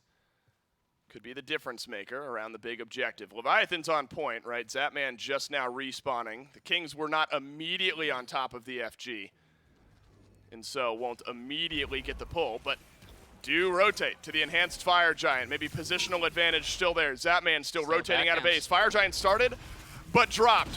Kraken onto Rongu, and Rongu finally goes down, but big man Tings has lost so much of his health in the meantime. One final swing from Haddix, and he's delivered himself right to Netrioid as well. Haddix has controlled the backline, and only Genetics left standing, but a triple from Captain Twig. Gets shut down by Shinto. Genetics and Variety still on the map. Zapman shoved aside. Genetics can't go back yet because the minions looking at him, and it's a 2 versus 2. The carries versus the front line. No. And the front line falls. Zapman and Shinto work down the right side Titan. Can Genetics get it done? He is back, Not like Hurry this. Wind, and I'm not sure he has the legs. Not like this. Genetics. Oh no! Oh no, is Genetics just gonna get burned through by Shinto and Zapman? Genetics dodges out the autos, and now it's the Titan getting it done. Fire minions helping out, and Zapman plus Shinto equals win. The Leviathans grab a 2-0 to end the week. And just honestly, an amazing game by the Leviathans. I have to chalk that up to comp diff, I think, there at the end. There was no way the Kings could play that. You saw they were pigeonholed into trying to kill tanks. We saw them try the last 3 or 4 times. Unfortunately, they tripped up a bit earlier in the game. The tanks got a little bit too tanky, and their one-way style of playing that game stopped working for them. I mean, I think Twig had a big turnaround towards the end of that game. Suddenly the Wheelix was getting multi-kills, got some important pulls in, and the Kings even kind of reverted back to that, let's see if we can just insta-blow up this Terra. They did, but then the carry stayed alive. I think Haddix really impresses me there at the end of game number 2 as well, because the cavalry charge through finishes off mid laner and then continues the chase, just delivered right to the backline. Big man Tings and Netrioid both under some risk here. I don't know what to make of the SPL right now, Hurry. Everyone's beating everyone. The top 4 is all over the place, and the Leviathans have a fantastic week, and our week, all 2-0s. This one, Leviathans 2-0 up over the Camelot Kings. That's it for Hurry and I. We will head right back to the desk. Yeah, thank you so much, Dave and Hurry. Yeah, nothing but 2-0s this weekend. It ends with the Leviathans being able to find one over the Camelot Kings. No easy task to dethrone the Kings as such. Leviathans will continue to extend their winning record. The Camelot Kings, unfortunately, will not have a 2 in their loss column, which will drop them down a little bit lower in those top standings, with Shiamak and Gore joining me in this one. And it felt like it was within reach of the Kings, at least for the early stages of the game. They were grabbing Gold Furies, they were grabbing Pyromancers, they were keeping even, despite the fact they were losing team fights. And when we get to these last 3 or 4 fights outside of the one that, kind of just ended the game there, Haddix was really never allowed to offensively ult with his with this Guan Yu, constantly having to use it on the defense just to get away after being pulled in. But now we got to finally see what it actually looked like when he was able to get in there, and the Atlantis Leviathans take their 2-0. And we've got a post-game interview with the Leviathans standing by right now. That's right, I got Shinto standing by with me now after a big win here for the Leviathans. Look, Shinto, I don't know what to make of the top 4 in the SPL right now. It feels like everyone's beating everyone. You guys grab yourself a 2-0 over the Camelot Kings. The duo lane felt chaotic a bit today. Is that a game plan by you guys to really look at Genetics and Netrioid, or do you just feel like the meta of the game right now is putting more eyes over on duo? I feel like it's more like a ego thing to like shutting down Genetics. So yeah, it's pretty much a ego thing. in my duo versus the other duo, pretty much. Yeah, fair enough. Look, Genetics 0-3 to start off game number 2 there. I want to rewind to you. Game number 1 on the Vulcan. What'd you go? 12-1, 13-1, something ridiculous like that. Is Vulcan just a very feel-in-yourself style pick? Every once in a while it's just all connecting, or some confidence over to the team to provide you some setup? Yeah, I just love Vulcan. It fit my playstyles too, so I can like literally farm everything and one-shot people in lane. So I've been enjoying a lot playing Vulcan. So give me the breakdown here. Camelot Kings, they were white hot going into this matchup. We know they're an objective burn, objective-minded team. Is that something you guys had a game plan going into? You know what style of game they want, and you just had an answer to it today? Yeah, they play really well the macro. They know how to like play the little bit of skirmish and all that stuff, but we already know how to play versus them. We already beat them a bunch of times, so yeah. Well, look, a fantastic phase 3 for you guys so far. Another win. Congrats on the win. And that is it for this one. We'll head back to the desk to end the day. Yeah, thank you so much, Dolson and Shinto, for the post-game interview. And whenever you play against these teams for so long, Gordon, I think Shinto hits it perfectly. We've played against the Kings many a times. We've watched teams play against the Kings many a times. Yep. Pretty much everybody knows how the Kings' play style is. It is that macro style of play. So once you can not only learn what their play style is, but then slowly begin to adapt to it and begin to understand how it is that your team needs to play against that, that's where the real key comes through. And I think a player like Shinto is probably one of the best ones to kind of talk about that, because, I mean, for a while, Shinto was one of the best farming players in the map. I mean, there would be often times where he's level 20 before the 20-minute is hitting, or right at that kind of time frame there. So the Atlantis Leviathans being able to adapt to that play style, especially in a set like this, so crucial for them as we start moving into the latter half of the phase. Yeah, honestly, I think being able to see this team recognize where their issues were and then kind of retaliate, I guess, in a way that has made things worthwhile, to the point where, J-Mac, in my mind, we're talking about a team that is kind of in the middle of the pack, a team that still has a lot of work to do, et cetera, et cetera. This was their 4th set win in a row. I mean, like, they have been doing incredibly well. And, one of those was against the Titans, one against the Bolts, one now against the Kings. And, they've had a really, really successful phase so far. And so I don't know whether it's my perception, maybe it's community perception, whatever. We got to get rid of it, because obviously they're playing incredibly well. Yeah. I do think that this game was an interesting one in terms of how dynamics go down, right? Because like you said, there's a lot of bullying, I think, in the early game towards the duo lane. They mentioned that in the interview. As things shifted to the mid-game, the late game, it was kind of a little back and forth. And most of the time it was the Leviathans coming out on top. But then it was this weird, like, even towards the end, you're watching and it's like, okay, well, they got 3, we got 3. And can we do anything with that? And most of the time the answer was no, and it became a good defense for the Kings. They kind of repelled things. It's just unfortunate that the last one goes the way it does for them, and really does set up the Leviathans to surge forward. They got fire minions that are helping them out, right? They play the map, the Leviathans do, that is, in a way that gets them into a good spot. Now, you're looking at their last loss being up against the Warriors there in week number 1, so they've been doing really well for a while. This is actually the longest win streak they've been on this year so far, right? They've only ever won 3 sets in a row this year before losing, so taking on number 4 feels really solid for them. I think that this is a team to kind of keep our eyes on, especially as we're going forward, because in my mind, they were still fighting somehow out of, like, for 4th of all things. And now we're talking about a team that is kind of rocking the league, right? They still, I think, have some really tough matchups. I don't think they played the Dragons yet. That one's going to be very indicative, I think, for them as to where they stand. But look, taking down the Kings is no easy feat. So I think very impressive for them to be able to come in, especially to find it as a 2-0. Yeah, great way for the Leviathans to end off week number 3 of the phase. And we can take a look back at the entire schedule for week number 3. Not only did the Leviathans win today against the Kings, they also won against the Scarabs earlier in the week. Valkyries fell to the Warriors 2-0. Then Jade Dragons found a 2-0. Camelot Kings found a 2-0 against the Tartars Titans, so a 1-1 weekend. Nothing but for 2-0s. the Camelot Kings. 2-0 for the Dragons, 2-0 for the Warriors, and then, as I said, 2-0 here. So, strictly 2-0s this week, no 3-game sets. We can take a look at the standings and see how this thing shakes up a little bit now, because with the Leviathans getting a win over the Kings, Leviathans were right there at 3-1. The Camelot Kings were sitting at 4-1. Now the Leviathans have pushed themselves up into that next standing. Obviously, with their loss to the Oni Warriors prior, that puts at least the Oni Warriors right above the Atlantis Leviathans in the standings-wise. Camelot Kings fall down to 4th. And then we have this kind of big gap right there in the middle. Yeah. It goes from 4th to 5th, and usually in phases, and even last season, we were looking at number 1 to number 2, like right there, 3, 4, 5, and 6, all really close to each other. And then is when we got down to 7 and 8, that's where we saw the extra disparity there. But now it's 5 through 8 are all kind of close within one another. I mean, 2, 3, a couple of 1-4s, and nothing for the Scarabs just yet. Where the top 4 are the ones that are sitting all with 4 wins or 5 in the case of the Dragons. Yeah, I'm honestly really excited to see the shakeup that we've had in the standings. Oh, I mean, yeah. if you showed this to somebody earlier this year, or even like you go like if you can take They it back in wouldn't time to like right pre-season 9 before we saw anything else, they're gonna think that you just made something up.